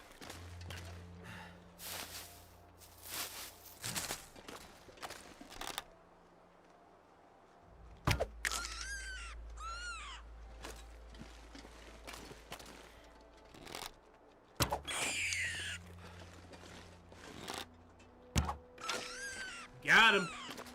3 up, 3 down, baby. Let's go. Let's go, Rabbitoh.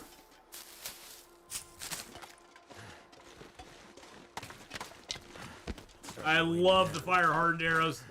The biggest thing I love about fire-hardened arrows is that they don't scare the animals away.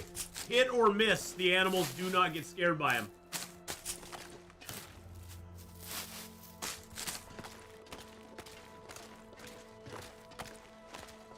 All right, we'll go back home with our rabbits here in a minute. I'm gonna drop the rabbits over here. I don't think the moose is down here. I see new.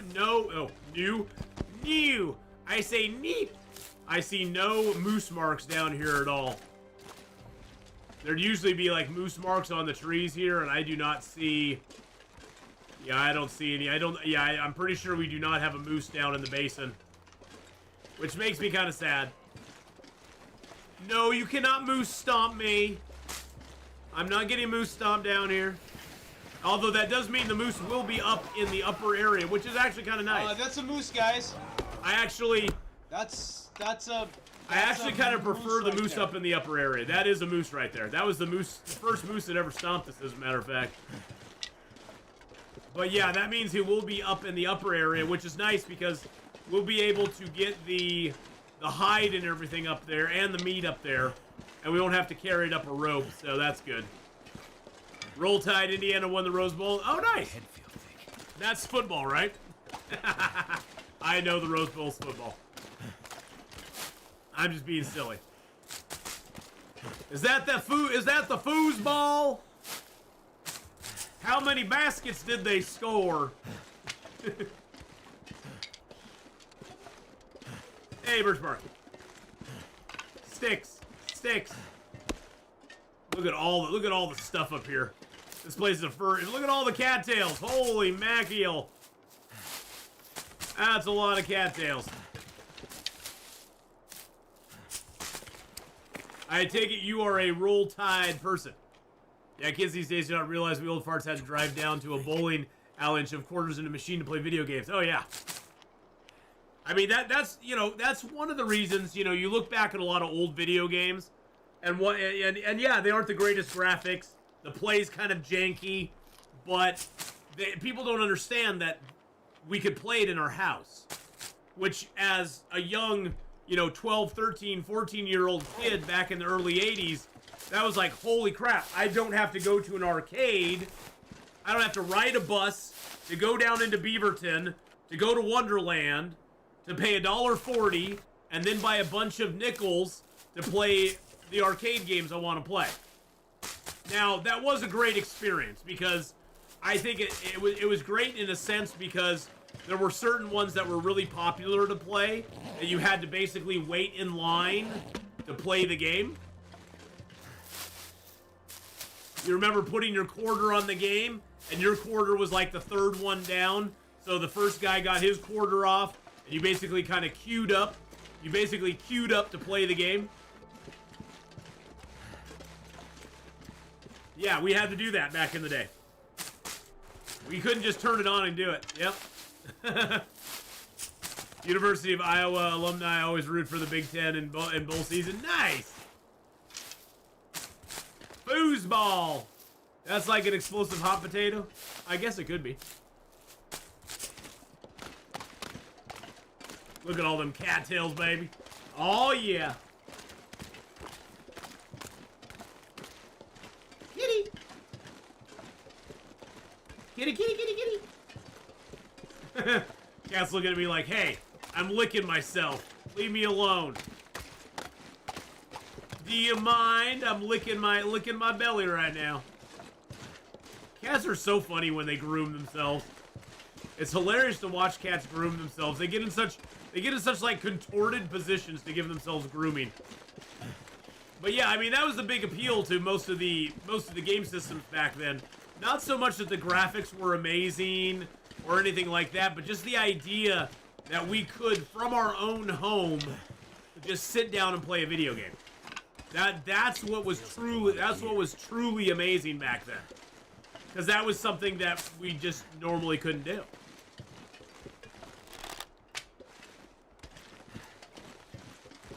Is that a nut?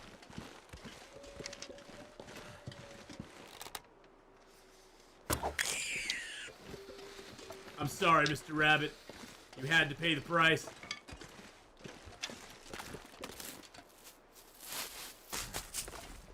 Is there a big log? There's a big log right here. There's a cedar right here. We're gonna build a fire by the cedar. Go get our ribbity rabs. That's one thing this zone has, is a lot of fuel. I'm not going to use my lamp oil because I want to put that. 2600 graphics were super janky. Oh yeah, they were. The old 2600 graphics, go, you know, especially if you look at it from today's standards, they were very janky. But we had nothing else. That was all we had. We had no other real option. And so in that instance, it was great because it was like, oh my god, this is something we've never been able to do before. I'm so cold.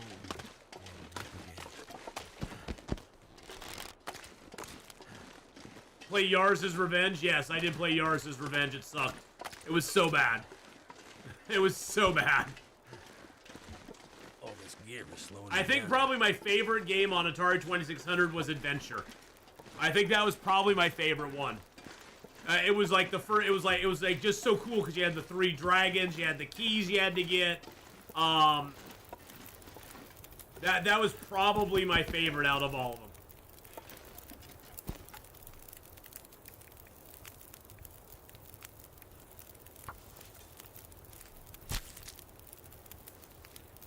Time to get a little warmed up.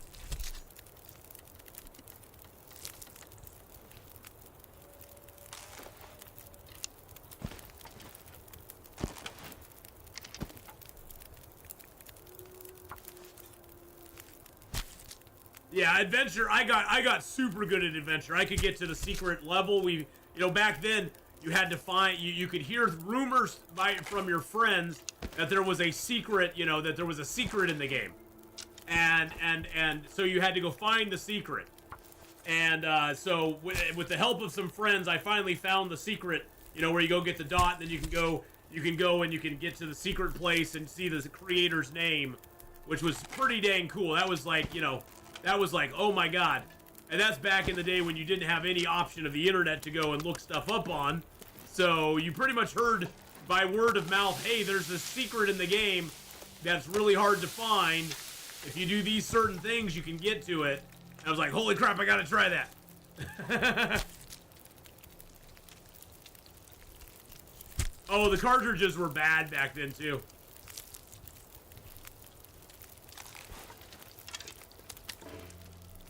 But for the time, the technology was pretty dang good, I think. I think it was anyway.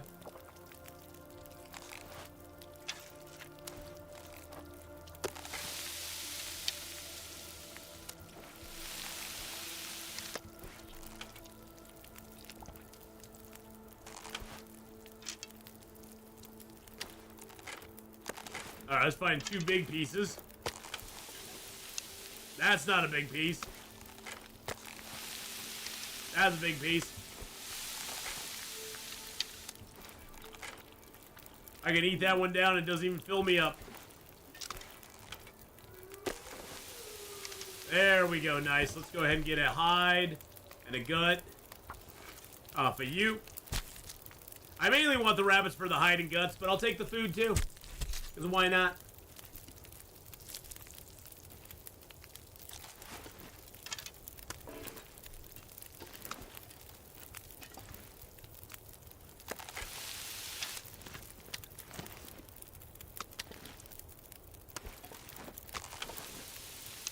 Five minutes and 27 minutes. Okay. Oh man, it was a beautiful time before console wars. Yeah, it was. I mean, you gotta think though, Clay Knight. There still were kind of console wars. It was like you get an Atari, you get an Intellivision. Which one's better?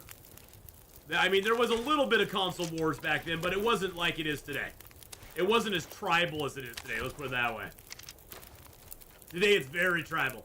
You're either PlayStation or Xbox. You know, it's one or the other. Might get a little cedar while we're sitting here. There we go. Commodore 64. Yep. The ColecoVision. I mean, there were a lot of systems out back then. I remember when the TurboGrafx 16 came out, a friend of mine had that, and it was just like that. It was like the weirdest system ever.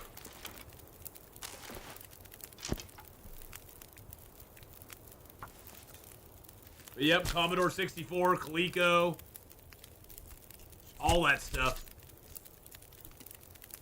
I actually have the football game still. I actually have that game still. That's one that I still have. I'd have to go dig it out somewhere, but I actually have that one. I haven't had batteries in that one for ages, but I still own it.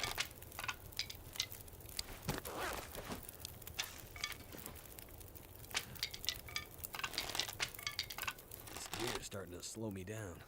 Yeah, we're gonna wander back to our cave, drop stuff off, and then come back out. Rich kids had the Intellivision. Yeah, my neighbor had one of my neighbor kids that I went over to his house a lot. He had an Intellivision, and I was so jealous because the Intellivision had like a console that was like this that had a knob, and then it had a place that you would slip a little card that you could hit the buttons. It was basically just a number pad, but the card would cover up the numbers, and you'd hit numbers to do things. How did the rest of your stream go last night? It went good. It went good. We streamed all the way through midnight, a little bit past. My vote for weirdest system is Nintendo Virtual Boy, but that came later, mid-90s. Oh, there were a lot of weird systems back then. There was a ton of them. The weirdest handheld I ever had, there was a thing, I think it was called the Lynx. I think it was the Lynx. I think that's what it was called. And I loved it because it was in color.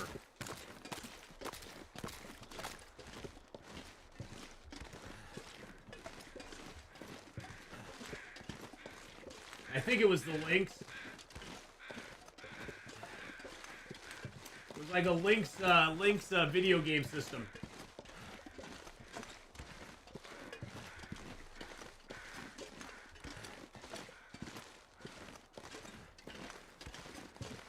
Yeah, it was put out by Atari. It was the Atari Lynx. Yeah. Yep, the Atari Lynx. That was the one. Yep. I had the Lynx by Atari. And I was in love with it. It didn't have really good games, though. It didn't have really good games. Oh, I wasn't looking at the game.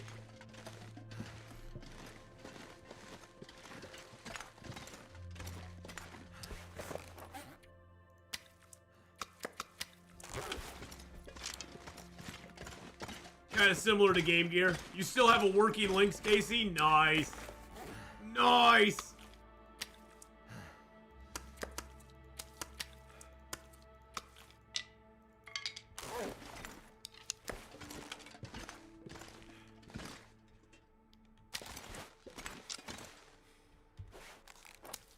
Now watch, the one time I put a bow away a wolf is gonna come into this cave. Just watch. Just watch. It's gonna happen. It always does. Whenever I put the bow away, that's when the wolf shows up. As long as I have the bow out, it's kind of like anti-wolf spray or something.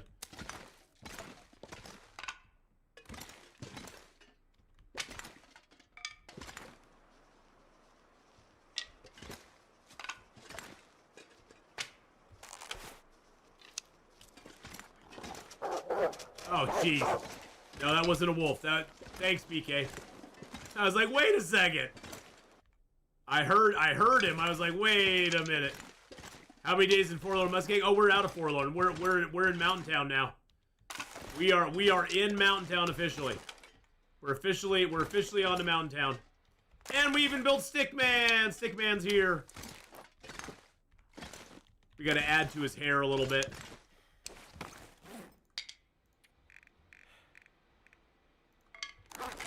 Oh no, his hair went into his eyes.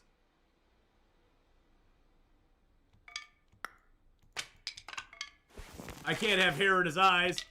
Then he'd be like a hippie. Then he'd be a hippie. Oh god, I picked up his coal eye. I plucked his eye out. I'm so sorry, buddy. I'm so sorry. I'm so sorry. There we go. Well, we've been here now 3 days. Yeah, he's a freaking hippie. I can't have Stickman be a freaking hippie. We've been busy, man. We've been busy. I tell you, we don't mess around, you know. There we go. Put those down. Drop my tinder plug over here. I have some stuff I can leave here too. Hey, buddy, I'm gonna leave you a few things here. I want you to guard them as you're guarding our tools there. I'm gonna drop some stuff here for you, okay? I need you to guard it though. I need you to guard my my cattails with your life, okay? There you go. You guard them cattails. Now you got water and cattails. You should be pretty good. Let's fill up the lantern because it's almost empty. There we go.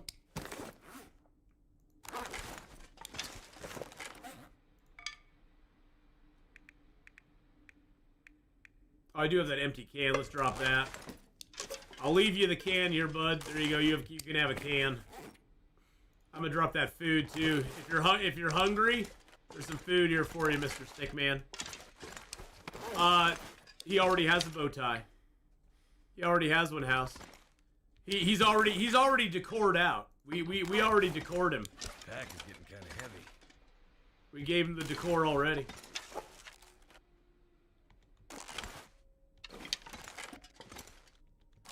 Stickman is styling and profiling. Hold on a second. I might have a cat that wants out. Hold up a second, boys and girls. I gotta see where the cat is. Oh yeah, cat wants out. Hold on. You want out, kitty kitty? Yeah, I know. It's boring in here now. Here you go.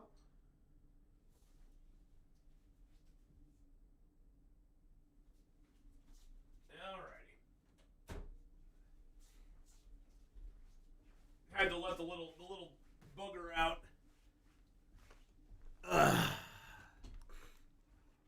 I'm leaving him an unopened can. Yeah, I am. He's got to figure it out. He's got to figure it out all on his own. It's not my problem that he's got an unopened can there. Let's eat some bass. Yeah, he shares the same stats I have, so he has level 5 cooking too.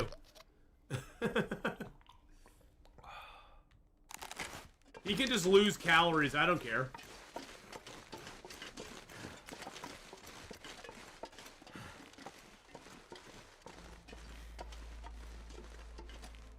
Yeah, it definitely looks like we got no moose down here, so we don't have to think about that.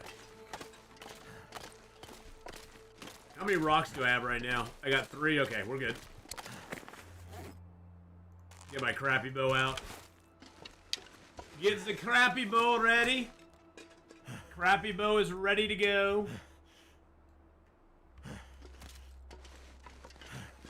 We still got our fire going up there.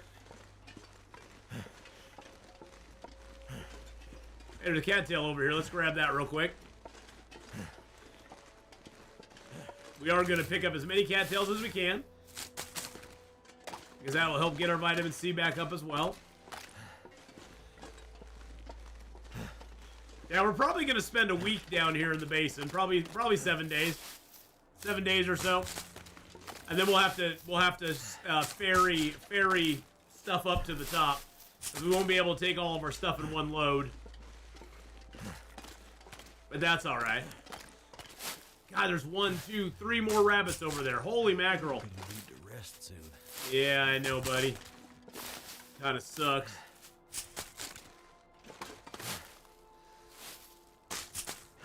I guess we could sleep over in the hut over here.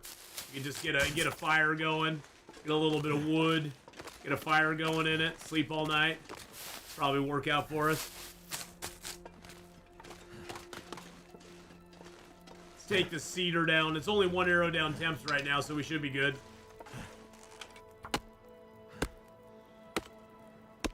There we go. And then, since there's no wind, let's grab a torch out of there. Actually, you know what?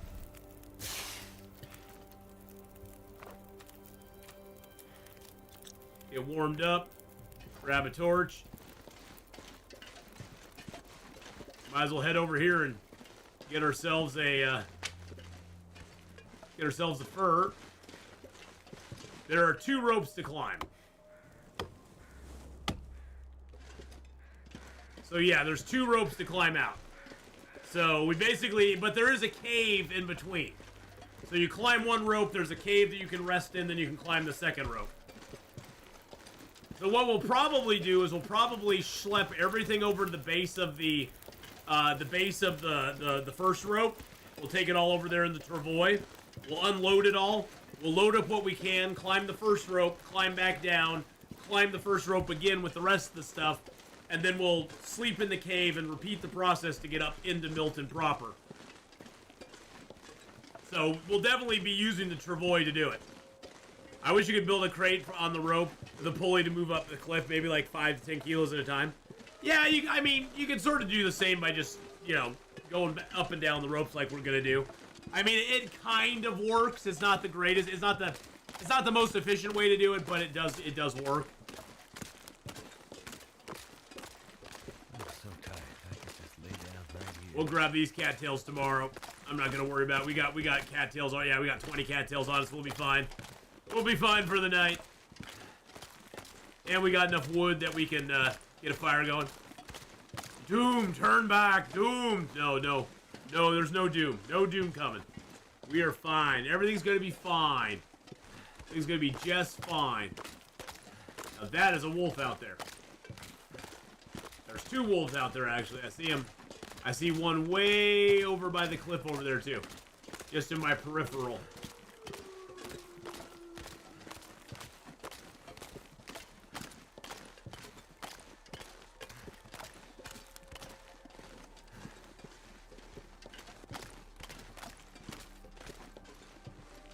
Like using a mountaineering rope, some reclaimed wood, scrap, metal, make a separate system that you can load at the bottom, pull up to the top. Yeah, something like that would be kind of cool. I'm not saying it wouldn't be, I'm just saying they're probably not going to do something like that. maybe a mod will have that down the road. Someone's stash. Someone's stash!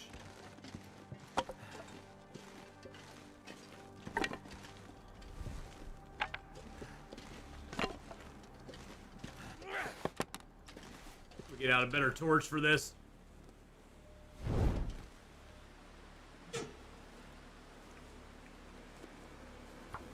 We got enough cedar and fir to keep us warm at night.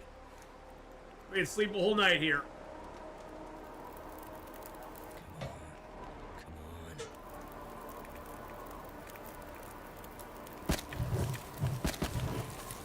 There we go. That's all we can put on it.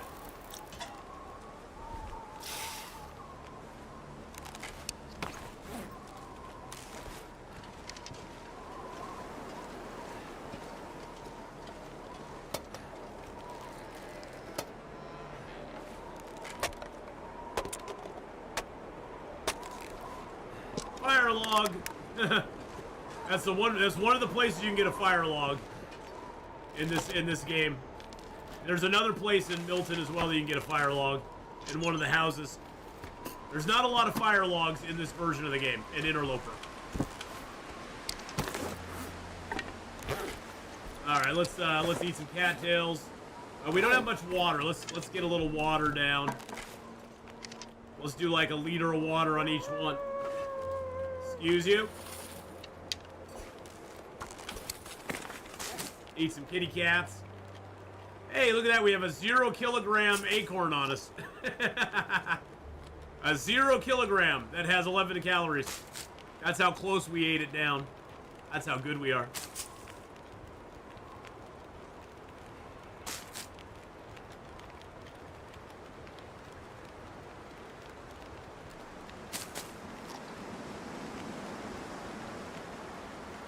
That's good. A lot of hinterland. They won't even let us chuck the backpack off the side of the mountain.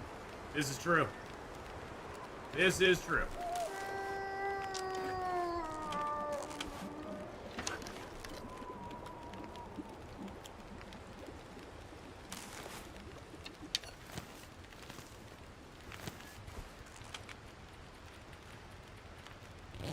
Alright, let's get some sleep, boys and girls. Ah! Dark in here. Time to look for shelter. Why is it time to look for shelter? 469 days, 7 hours, and 44 minutes, boys and girls. Aw, yeah.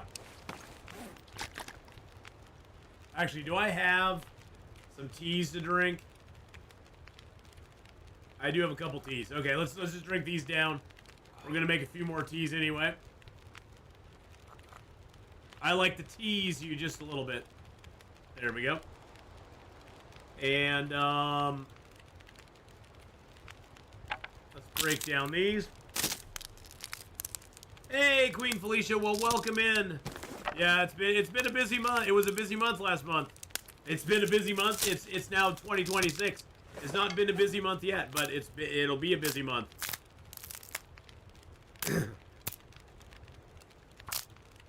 Harvest up all the arrows. There we go. Let's harvest one of the crappy torches. I should check the fire here too. I'm sure we have like 5 hours left. Oh yeah, we have 6 hours left on the fire. No problem at all. Coffee. Oh, I do have cups of coffee in there. I forgot about that. Let's put one more cup of coffee in our backpack. Rosehip teas. All those are small. Put some more rosehip in there. Mushroom teas. All those are small. Put all those in there. We got 63 mushroom teas in there now. Nice. Let's sharpen up our axe. Ath does like his... I do like my tiny teas. My TTs. They're tiny teas. I like them quite a bit. I'm doing good, Queen Felicia. How are you doing? I hope you're having a good New Year so far.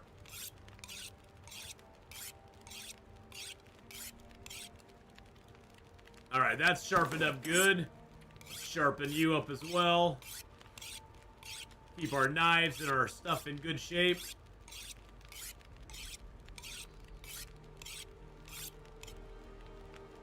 Good enough. Everything else is decent. How do I have a 0 thing there?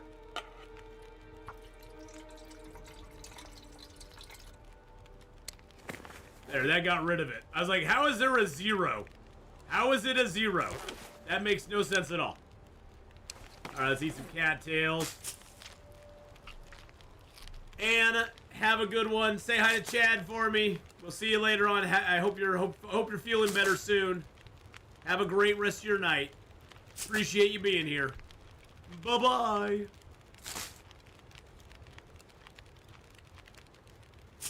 How many whetstones are there in Interloper? They're pretty rare.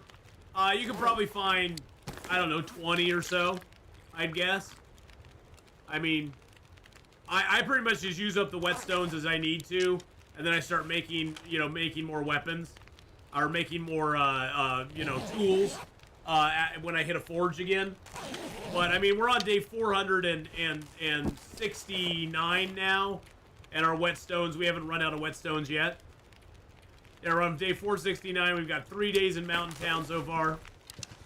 We haven't run out of our whetstones yet, so.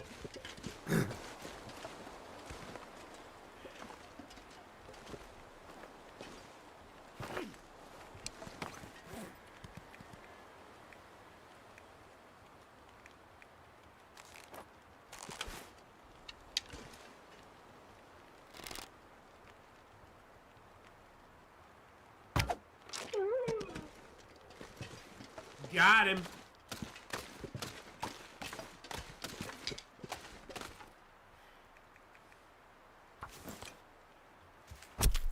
Got him. Give me your meats. We didn't harvest the other one over there, but I'm gonna harvest this guy and get a couple meat off him.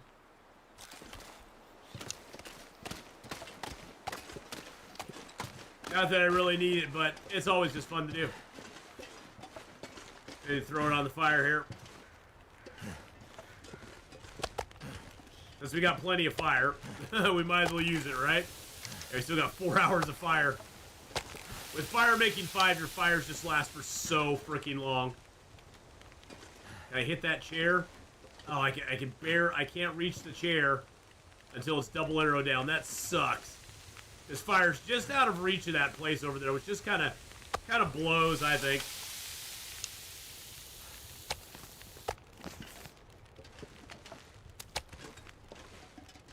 Oh, I did pick up some animal fat there, too.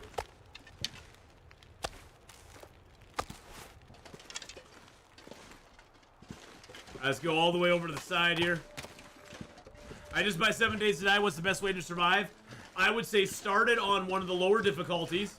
You know, because the harder difficulty level that you go with, Queen Felicia, the more damage the zombies do, and the more damage it takes to kill them. So I would start on a lower difficulty level. I would say start with the Navisgain map. Don't try to make your own pre-gen map. Just start with the Navisgain map because it's pretty navigable. It's not too huge, and you know, follow the tutorial when you get into it. Suck it, Wolfie. That was a good shot. I'm gonna say right now, that was a good shot. I'm proud of myself on that shot. I did not think that was gonna hit. I did not think that was gonna hit, and that was a good shot. But yeah, I'd start on a lower difficulty level. I would probably set all of the zombies except for the horde zombies. I would set all of them to walk. That way they aren't just sprinting at you and stuff. You can always. The nice thing about 7 Days to Die, Queen Felicia, is that if you're finding it to be too easy, you can always turn up the difficulty. You can change the zombie run speed. You can change how much damage they're doing. It's very customizable to how you want to play. And so that's something that's really nice about it. But I would set it probably at the lower settings when you're just first starting out. Follow the tutorial. It will guide you through the first steps. It'll guide you through the first steps of the game. What you're gonna want to do early game though is you want to follow the tutorial. Then you want to raid a house and try to get a pot. A pot is one of the most important things you want to find. You'll find those usually in the kitchens. So if you can go into a house and find a kitchen, you'll want to go in and just look at a bunch of kitchens and see if you can find a pot, because you're gonna need that to boil water. I'm a leaf on the wind. And then once you got the water situation squared away, you can open up the different rewards, and you can see what you can get. Hey, Zombie Dart, thank you for the raid there, man, with 5 people. I appreciate that so much. Ours not gonna last. Or you can buy one from the trader. Yes, you can do that as well. Thank you so much for the raid, Zombie Dart. What were you up to today?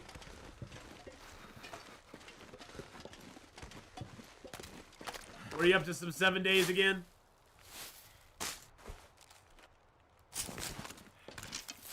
It's going good. It's going good. You were playing Repo. Gotcha.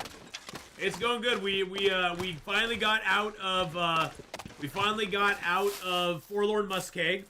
We got into the Milton Basin, which is part of Mountain Town, and we've been here about 3 or 4 days now. We've killed a few animals. We've done a little bit of fishing. We're kind of just clearing this lower area because once we leave this, we're never coming back until we're ready to leave the zone. So we will leave a few things behind down here for ourselves for when we leave the zone. But, yeah. We're just kind of spending as much time down here because we got 50 days in this zone. We're doing 50 days in every zone consecutively. We aren't, like, coming back and forth. Once we enter a zone, we have to stay there 50 days, unless we've already been in the zone. Once we leave the zone, we don't come back to it again. So, it's going good, Monado Blade. This much gear. I know, you're super duper heavy right now because we're picking up lots of good stuff. I'm loving it. Da-da-da-da-da. But yeah, Queen Felicia, that's what I do, is follow the tutorial, then try to find a pot, and raid a house. Try to find a house that you can spend the night in. Because you don't want to be outside at night. At night, there's more zombies, it gets nasty, you just don't want to be outside. You want to find a house that you can hole up in and chill out in. Let's throw that fire log in there, that thing just weighs so freaking much. Break our arrow down. Get warmed up here a little bit. Let's get some water going. So when you leave HRV, just ignore everything in the region. You just leave ASAP. Yeah, when we leave, so when we get to Hush River Valley, so what we do, so if we're going through a zone that we've already been in, we can't pick anything up in there. We can't touch any of the stuff that's in the zone other than we are allowed to hunt and we can pick up sticks, and that's it. In a zone that we've already been in, those are the two things you can do: hunt and pick up sticks. That is it. So once we come back into, you know, whatever zone it is, like, we're gonna have to travel back through here to get to Broken Railroad, and that, you know, that's gonna take us going through Milton again once we get out of Hush River Valley. So this game, Zombie Dart, is, in my opinion, the best survival game on the market for pure survival. For pure survival, this game is the best on the market. There's no monsters. There's some wolves, bears, and moose that are your enemies. There's a cougar as well. But it's just you versus nature. And there's not a lot of crafting. There's a very limited amount of crafting. They have added in some customization that you can do to interiors of buildings, where you can build a workbench now, and then you can build certain things in there. You can build a bear hide bed. You can build couches and stuff, and mount fish and stuff like that inside the house. But it's very limited. Outdoors, there's not a whole lot you can do. You can't do a whole lot outdoors. Outdoors, it's just you versus nature, which is absolutely just glorious. I love it. But in my opinion, it's the best survival game out there, as far as just pure survival goes. I've been playing this now since 2017. Pretty much as the main game on my channel. It's not as main as it used to be, but it is sort of the main game on my channel. And you know, I've branched out a little bit since then, but it still remains my favorite game. It really truly is.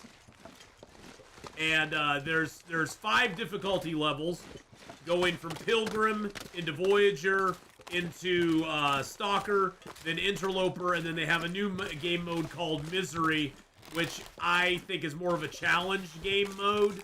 It's not really a long-term survival game mode.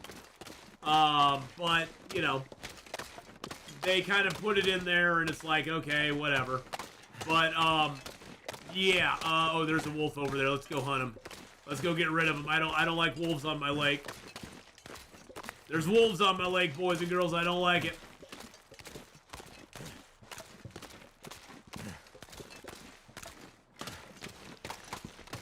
Let's see if we can draw him over here. Oh, no, that's a deer. No, that's a deer. Never mind. I thought that was a wolf. It's a deer. We're good. We're good. It's all good. It's all good. So the Black Frost is coming out later, supposedly this year. We'll see. But yeah, in my opinion, this is the best zombie. This is the best non-zombie survival game out there. as far as pure survival, you versus the elements. Because really, the thing that kills you in this game more than anything is not the animals, it's not the wolves, it's not the bears.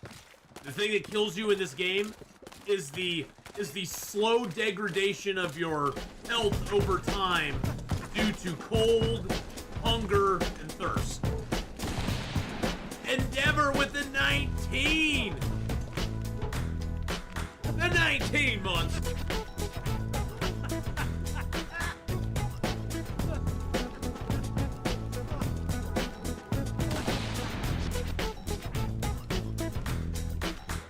So this game, with all the maps this game has in it, this is the old world here. It has more square kilometers of gameplay area than Skyrim. And there's no fast travel in this game. Wherever you go, you are walking or running, but you're traveling by foot through every square kilometer of this game. So far in this game, we have traveled 975 kilometers. In my longest game ever, I've traveled 1,462 kilometers. We've already traveled 975 kilometers in this game in the 469 days we've been alive. So we've traveled about, what, 20 kilometers a day? Is that what it works out to? About 20 a day? Something like that? But the map for this game is huge. I mean, we started in Ash Canyon, we went into Timberwolf Mountain, then into Pleasant Valley. We then went to Coastal Highway. The Crumbling Highway is a transition zone, so it's very small, but we transitioned through to Desolation Point. Then we went all the way back through Coastal and Pleasant Valley through Keeper's Pass, north and south, which are transition zones into Black Rock, and went to Black Rock. Then we went all the way back and went into Mystery Lake. Then we went into the ravine and down into Bleak Inlet. Then we left Bleak Inlet into Forlorn Muskeg, and then we spent our 50 days there, and now we're in Mountain Town. And then we'll go on to Hush River Valley and Broken Railroad as the final two zones of the old map. And then there's a new map that has 3 new zones on it as well, which are, well, there's more than 3, but 3 main zones, which is the airfield, the zone of contamination, and Sundered Pass. The correct math on the Skyrim scale, the measurement was when Hush River Valley was released, there were 3 other regions added afterwards. Then the DLC included 3 more regions, not included. Oh, okay, so it's even bigger. Yeah, so this game map is huge. Yeah, this game map is humongous. so I was off on how big it is by a factor of I don't know how much. Wow, Dane! Happy New Year! How you doing, Wow, Dane? I hope your New Year's going good so far. Happy New Year, Wow, Dane. Wow, Dane. Wow, Dane. Hi, how are you? Yeah, so the map is huge. If you've never played this game before, I would highly recommend it. Buy the survival part of the game. They have 3 different things you can buy. They have the survival mode, they have the story mode, and then they have the Tales from the Far Territory, which is an expansion for survival mode. So I would buy survival mode first. The story mode is okay, but if you just want to play the story mode, I'd buy the story mode and play that. If you're just looking for like a one and done type story that's going to be wrapped up, it's actually wrapping up this year. It has 5 parts to it. The first 4 are already out, and the 5th one is coming out in March of this year. And so it's going to finish up this year, and so if you just want a capsule story, I'd buy that. But if you want open-ended survival, I would buy the survival mode. You can also buy both, But if you buy survival mode, I would start on either. I'd probably start it, since I know what you play, I would probably start on Voyager. Pilgrim is way too easy, and all the animals run away from you. On Voyager, at least the other animals, the aggressive animals will actually attack you on Voyager. So I'd probably start on Voyager, and then play that for a little bit until you get used to the maps. Because map knowledge is the big thing in this game that's key. Map knowledge is the key aspect of this game. Without it, you'll be lost. You'll not know where to go. Knowing where to go and where caves are, where buildings are, because all the maps are static. Weigh me down. It's sort of like Navigaine. You know, when you're playing 7 Days to Die, it's like playing in Navigaine. You know where everything is, pretty much. You just have to figure out where you want to go. So I would definitely start with, like, Voyager difficulty. Learn the directions, learn where to go, and then step it up from there as you feel comfortable. The game I have now played Long Dark for. Let's see what my current time on Long Dark is right now. I have now played Long Dark for 7,300 hours. I have 7K hours in this game. Plus. Oh yeah, and that's the other thing. When you're just starting on Long Dark, no matter what difficulty level you're on, be prepared you're probably gonna die. You're probably gonna die. Survival is very tough, dying is very easy. And you're probably gonna freeze to death in the middle of the night. You'll starve to death, and just be worn down so much by starvation that one wolf comes along and swipes you and you're dead. Because the thing is, you have your 4 main stats. You have your warmth, your tiredness, your thirst, and your hunger. If any one of these ever go into the red, you start to lose overall health. If your overall health gets to 0, you're dead. Now, they do have a cheat death thing in the game now. I don't recommend using it. I recommend playing classic Long Dark, where when you die, you're dead. You're done. There is no going back. Starve, freeze to death, or get killed by the moose. Yes. One of those options is always good. But I would recommend just playing it and then starting over. Now, you can do custom games as well if you play. I think actually though, in Voyager, don't they let you choose what zone you start in? I haven't played Voyager in ages. I think they allow you to choose what zone you're going to start in. If you're playing on Voyager, you should either choose Mystery Lake or Pleasant Valley to start it.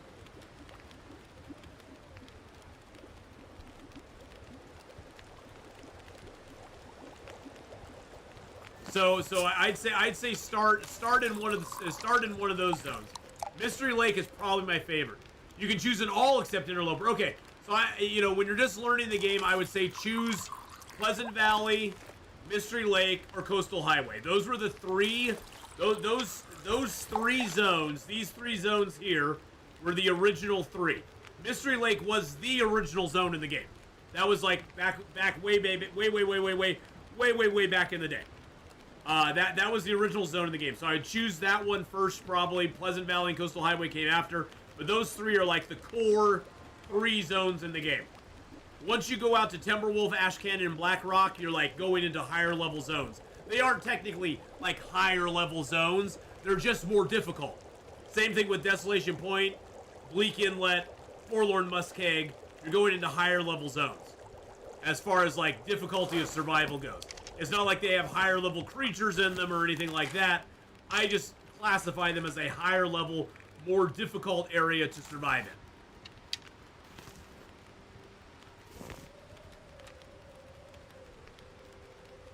Three hours left on the fire. How much time left in the day? Not very much time.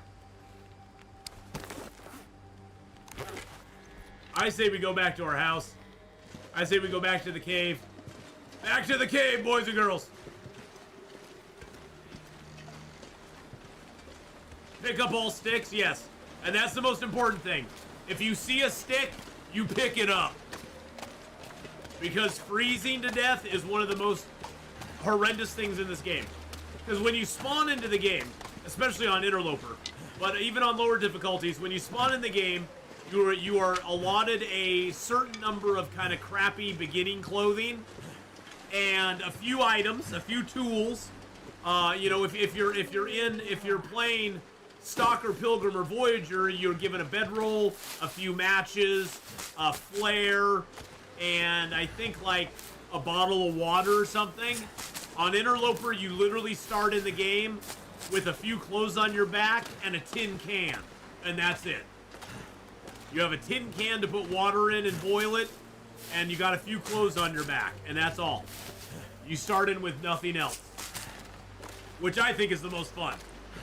But, and from there you have to explore, find resources, find shelter, stay warm, and as you go along, you can get better and better clothing that has higher warmth and windproof temperatures to it. And, yeah. You just build up your clothing and gear as you go along. You can find tools. Now, in Interloper, there aren't as many tools to find. In Interloper, you can find a pry bar, a hacksaw, and a heavy hammer. In Stalker, Pilgrim, and Voyager, you can also find a knife, a hatchet. You can also find guns. You can find bows. You can find arrows. No weapons are available to find in Interloper. You have to craft your own bow and arrow. You have to craft your own knife. You have to craft your own hatchet. And you can't craft a bow and arrow until you have a knife or a hatchet, because it takes a knife or a hatchet to craft the bow and arrow. You also can only craft deer skin and rabbit skin clothing before you get a knife or a hatchet, because to make the bear skin, wolf skin, or cougar or moose hide, no, I guess moose hide cloak, you have to have a knife or a hatchet. You can make a moose hide satchel with only a sewing kit, but the other ones you need a knife or a hatchet for, and the knife is the better way to go.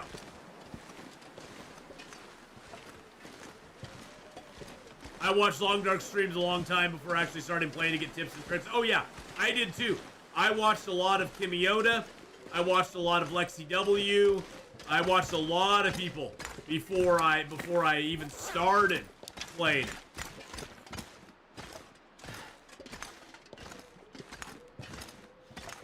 Stickman, how you doing, buddy? How's it going, Stickman? He's so happy to see us. Let's add to his fro here. There we go. Oh, he's getting the Don King kind of fro going on. You know what I'm saying? You know what I'm saying? He's getting that Don King kind of fro going on there. Too dark. Oh, sorry. Yeah, it's dark in the caves, ain't it?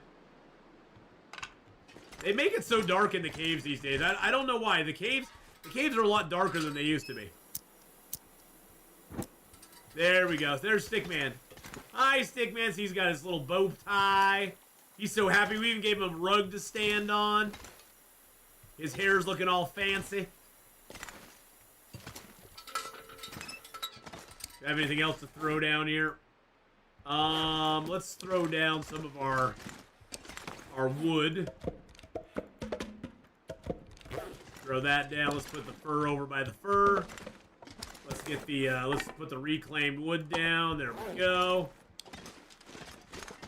Gets us under weight for a little bit. Let's see what else we got here. So this is our clothing setup that we have right now. Actually, I need to swap this stuff around real quick. There we go. So this is our clothing that we have right now. It's affording us a 27-degree warmth bonus, a 14-degree windproof, 42% protection against attacks, but we are limited to 50% sprint because of some of the weight that it has. Stuff like the wolfskin coat, the bearskin coat really chunks down our sprint ability. So you have to measure that against what you're getting out of it. Usually on Interloper, if you're over 20 degrees and you have a good bedroll, you're going to be safe in 90% of the caves. And we got the improvised bedroll now. It is getting worn down. We need to repair it, but we do have ptarmigan down, so we're okay there. What is it we say, Ath? You can't play wrong as long as you keep playing. Yeah, there's no wrong way to play the Long Dark other than not playing the Long Dark. That's the only wrong way to play the game, is if you don't play it. Every other way of playing it, as long as you're staying alive, you're doing well. You're doing good. So I got a maple and 5 birch down here. That's beautiful. We got all these guts and hides curing down here too. We got actually a cured rabbit hide there. It'd be really cool if we could customize some caves with makeshift, the forest style customization items. That'd be kind of neat. That'd be kind of cool. But your clothing does wear down over time, as well as when animals attack you, your clothing does take damage. Sometimes. And you can repair your clothing. There's not a lot of skills in the game. You have carcass harvesting, cooking, fire starting, ice fishing, rifle firearm, archery, mending, revolver firearm, and gunsmithing. As you do things, you get better at them. So the more you shoot guns and hit stuff, the better you get at rifle firearm. The more fires you start, the better you get at fire starting. So it's all learned by doing, which is really nice. We just got Mending 5, which is really, really hard to get. Mending and ice fishing are the hardest ones to level up to level 5. They're just a grind. Carcass harvesting and cooking are not that bad. Archery's not that bad either. Fire starting just takes a long time. I think you have to light like 1,000 fires to get it to level 5. Or is it 500 fires? It's a lot of fires. You have to successfully light a lot of fires to get it to level 5. But once you get these to level 5, you get all these benefits for it. So you get a lot of benefits. Your skill goes up. So like archery, the big one at level 5 on archery is now you can fire your bow while you're crouched, which you cannot do before level 5. So it lets you sneak up on animals and shoot them with the bow, which before level 5 you cannot do. So you got all your skills there. Here's our stats that we have. These are all the zones we've spent time in. We've got 4 days now in Mountain Town. Put on easy difficulty to learn map, unlock a few perks. Yeah, that's the other thing. You do have these perks that are available. You get badges. You got these feats that you achieve when you do certain things in the game. Like if you want to get this perk here, which is my favorite, Cold Fusion, you have to spend a total of 100 days outside throughout all your gameplays. And you'll get Cold Fusion, which if you choose that as one of your feats, you get +2 permanent bonus air temperature benefit. There's the book learning one, efficient machine, and each one has different things that you have to do to get them. You have challenge badges as well, but those you only get if you do challenges. But these badges here you get by just playing.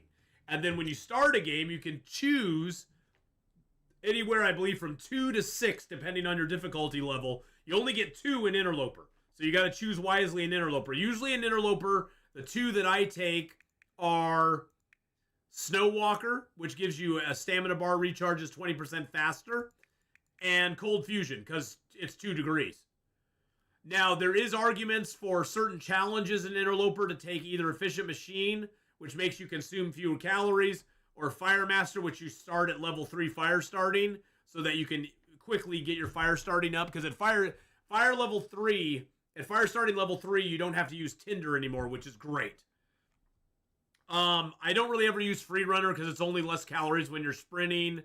The bunny one is kind of cool, but I don't use snares a ton on regular gameplay.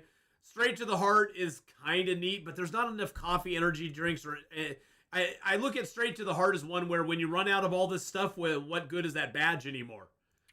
Blizzard Walker, reduced walking into wind, not that big of a deal, to be honest. Dark Walker is kind of cool if you're doing a night challenge, but it actually kind of hurts you because you don't lose your health you don't lose tiredness very fast, so it's hard to sleep and get a whole bunch of health back. Settled Mind I'm actually using for this run because I'm immune from cabin fever, and my research actions are 20% faster, so books that are 5 hours only take 4 hours to read. And I've never really used Celestial Navigator. It just lets you walk faster on clear nights or during an aurora, which I'm not going to be out at night or during an aurora, so I'm not going to ever use that. So you kind of got to choose your badges and use those. What are those first two?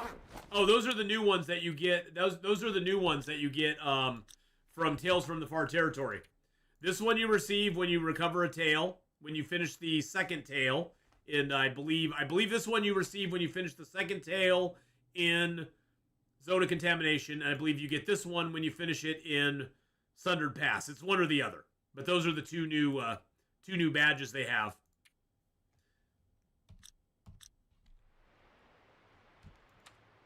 Your new favorite is Settled Mind. Settled Mind is a nice one. Settled Mind, I think they put that in there because they had so many people complain about cabin fever. And they were like, okay, let's just give them something that'll get rid of cabin fever if they want to use it. So I think that's why they put that one in there.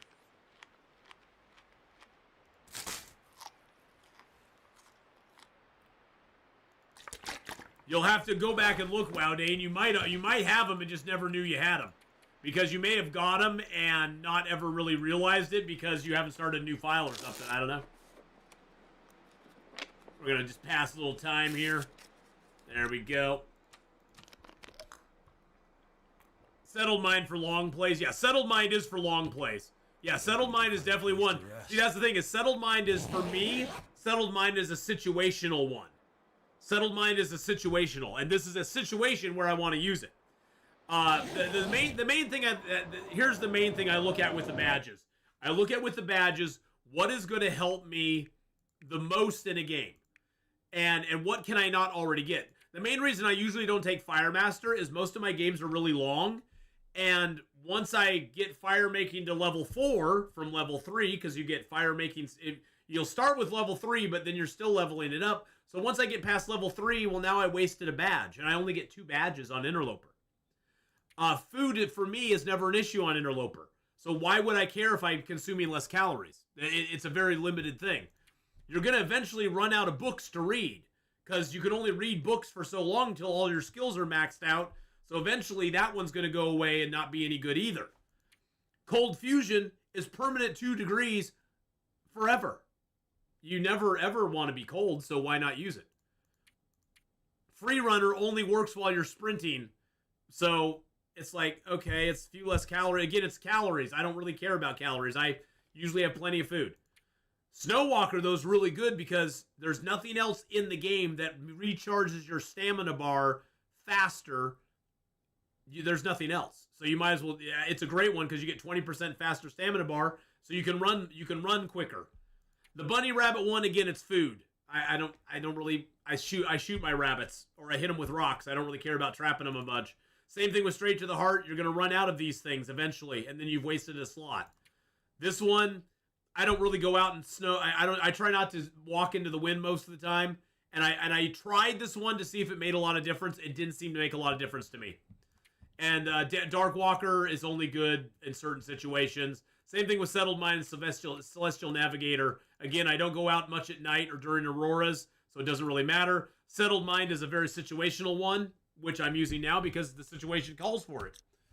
So there's really only 3 that I ever consider, and that's Settled Mind, Snow Walker, and Cold Fusion. And Cold Fusion always is in the mix. Cold Fusion is always in the mix.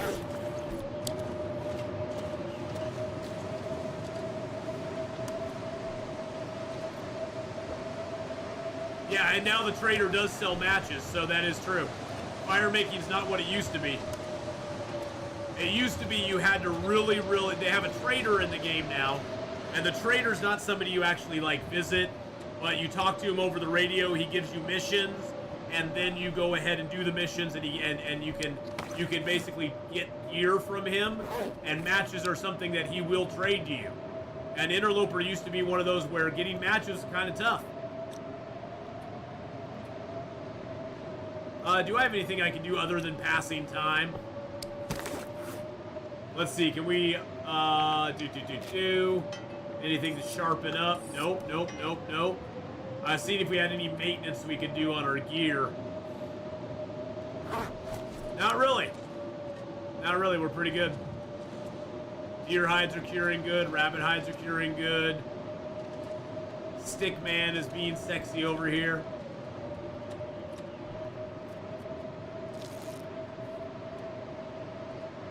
That is a storm. Let's go see how cold it is outside right now.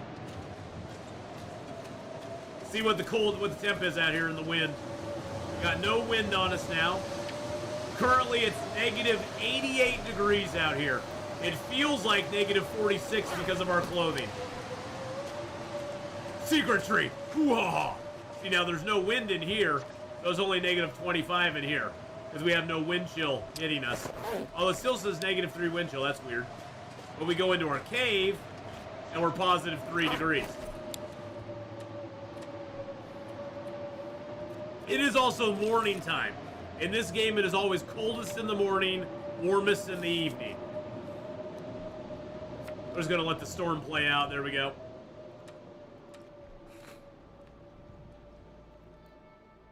That was cold.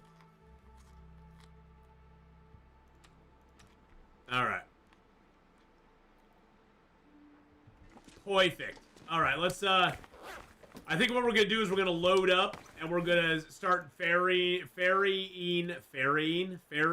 God, that sounds so wrong. Ferrying, we're going to make a ferry. We're going to take stuff over to the bottom of the rope with our travoy. Drop some gear.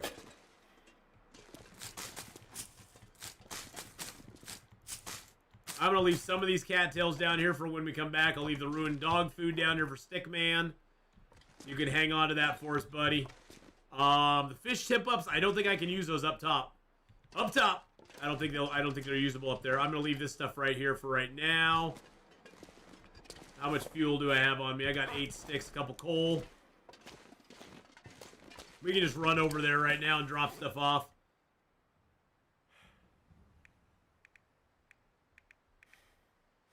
Bow's at 61%. That's not too bad. Oh, there's a wolf out there now. No, that's a deer. I was thinking that was a wolf again, but nope. It's a deer. It's a deer wolf. The deer wolves are the scariest.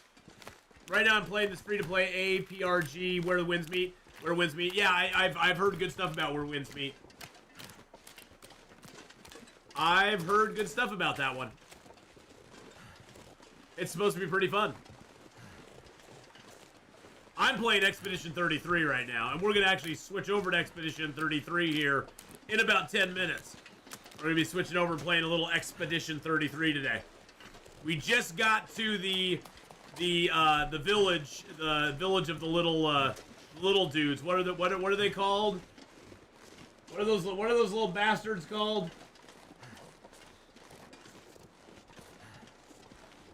They get Jestrels, the Jestrels. We just got to the Jestral village. And we're gonna be going into the Jestral village and doing stuff there. Hey, Mr. Ribbity Rabbity. How you doing, buddy? Oh, there is a wolf down there. There is a wolf by the falls. I thought there was a wolf by the falls over here now.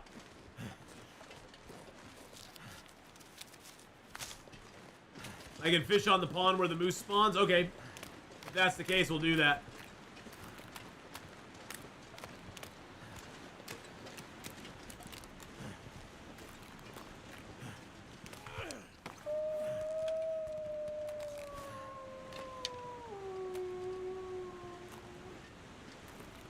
Dang it, he howls so he missed my throw. There he comes. There we go. Got him. That's why being able to fire while crouched is so awesome. Where's my arrow? Son of a biscuit. Because you can be super sniper. Snipe the wolves. Thinking of picking up Bloodlines 2 action RPG, where you're a vampire. I've heard of that one before, but I've never seen it.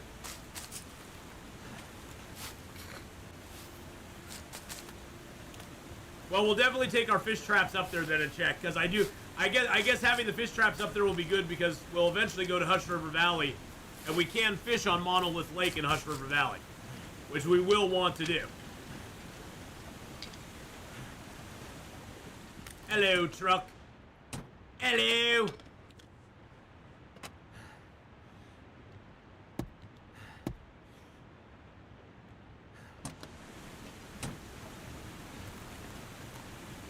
Better not be a battery in there.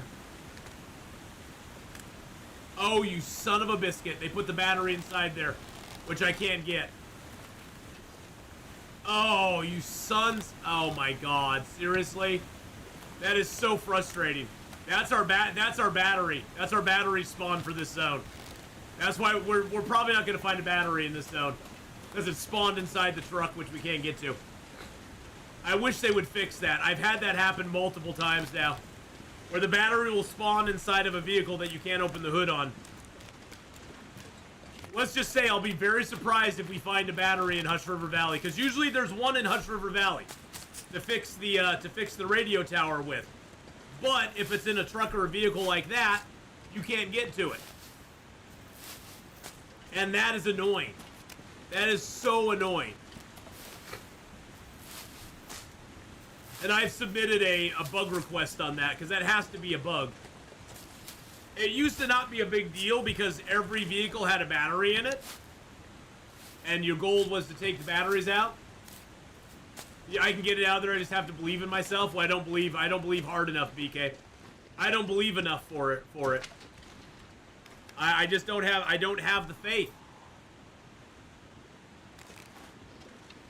I ain't got the faith, my friend. I am going to take all my fur and cedar up here because we are going to be crafting stuff as well. Where is there a vehicle in HRV? I don't know the map very well. Not HRV in Milton. I'm sorry, Mountain Town. In Mountain Town. That's the only one. That's the only battery in Mountain Town. I keep thinking Hush River Valley because that's where the bunker actually is. But Mountain Town is where we have to find the battery. And there's multiple vehicles in Mountain Town, but we probably will not find a battery now in Mountain Town because we have a battery in that truck, and there's usually only one that spawns in Mountain Town. I said Hush River Valley on accident. Sorry about that. Let's drop our sticks here. Let's drop the... What do we have on us that's so freaking heavy? I got my clothing. That's fine. Although I do want to put on my...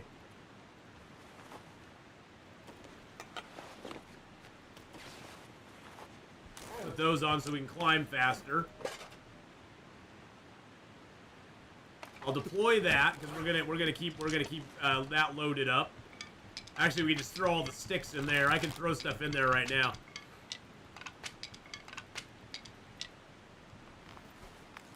So let's throw our sticks in there. Throw the accelerant in there. I do have a lot of coffees and stuff on me. There we go. Now we aren't overweight. It's this stuff that's weighing us down. We got a whole kilo of flask there. Okay, we'll put that in there. Transition to Pleasant Valley. Are there batteries there? Yeah, but that we can't get to Pleasant Valley from here. Faith, you're right there. Nice. Yeah, we can't get to Pleasant Valley from here, so.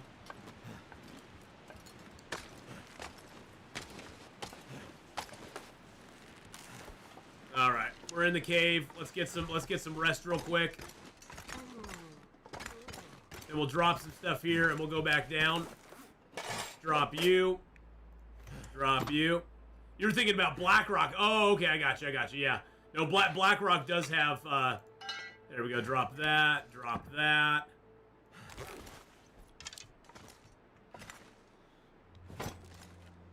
These caves are so damn dark now. It's so frustrating how dark the caves are. I don't know why they changed the interior of these caves now. Even when it's like midday outside, the inside of these caves are just like pitch black. And I don't know why they did that.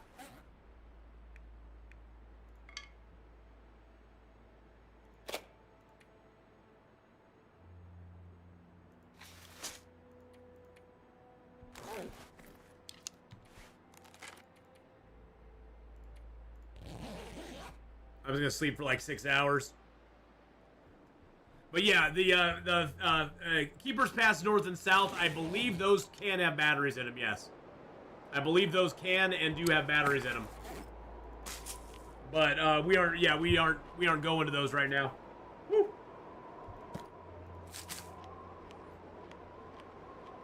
I'm just hoping there's another car in this zone that has a battery. That's all I gotta say. That's all I gotta say. I'm hoping there's another one that has a battery in this zone. It would suck if there wasn't.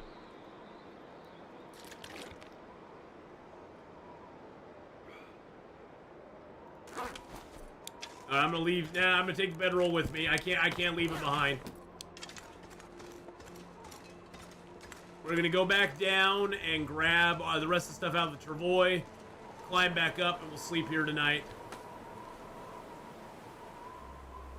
Or we might just go back down again, because then we could go sleep in the cave and bring more stuff back tomorrow.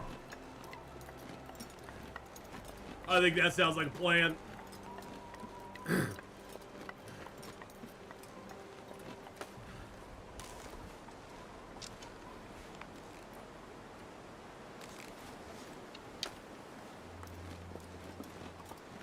Bye, Queen Felicia. Have a good one. Good luck with 7 Days to Die.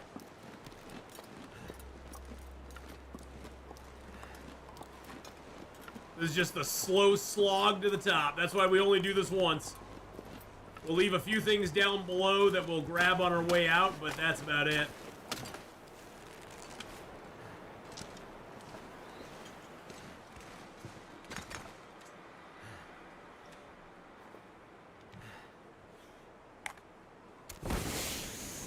Yeah, see, even that doesn't help very much. Even the torch doesn't help that much, I don't think. Torch helps a little bit. A little bit of wood in here. Yeah, see how dark the cave is? Even with the torch, the cave is like pitch black. It's like they changed the lighting in here or something. I don't know what they did. It's just very confusing. It's confusing and kind of annoying, to be honest.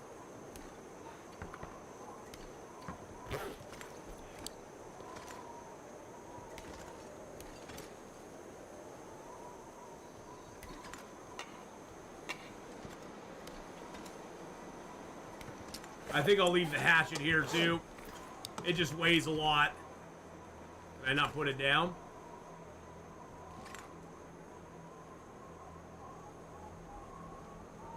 The hatchet's hitbox is horrible. I hate the hatchet hitbox. It's so bad. It's so, so bad. And then we'll drop all these sticks as well.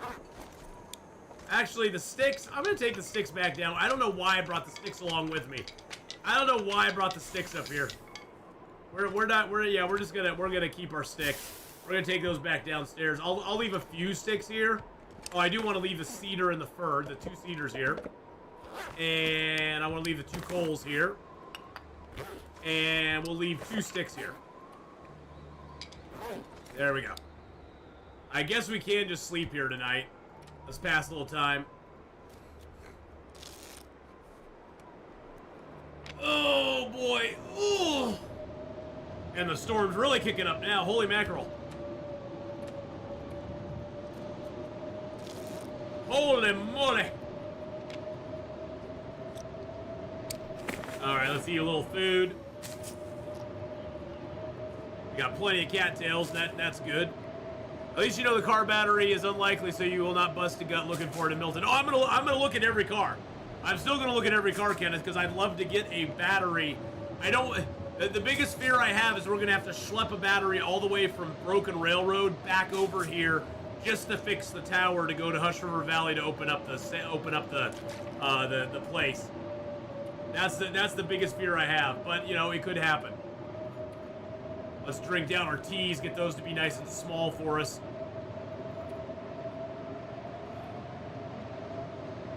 There we go.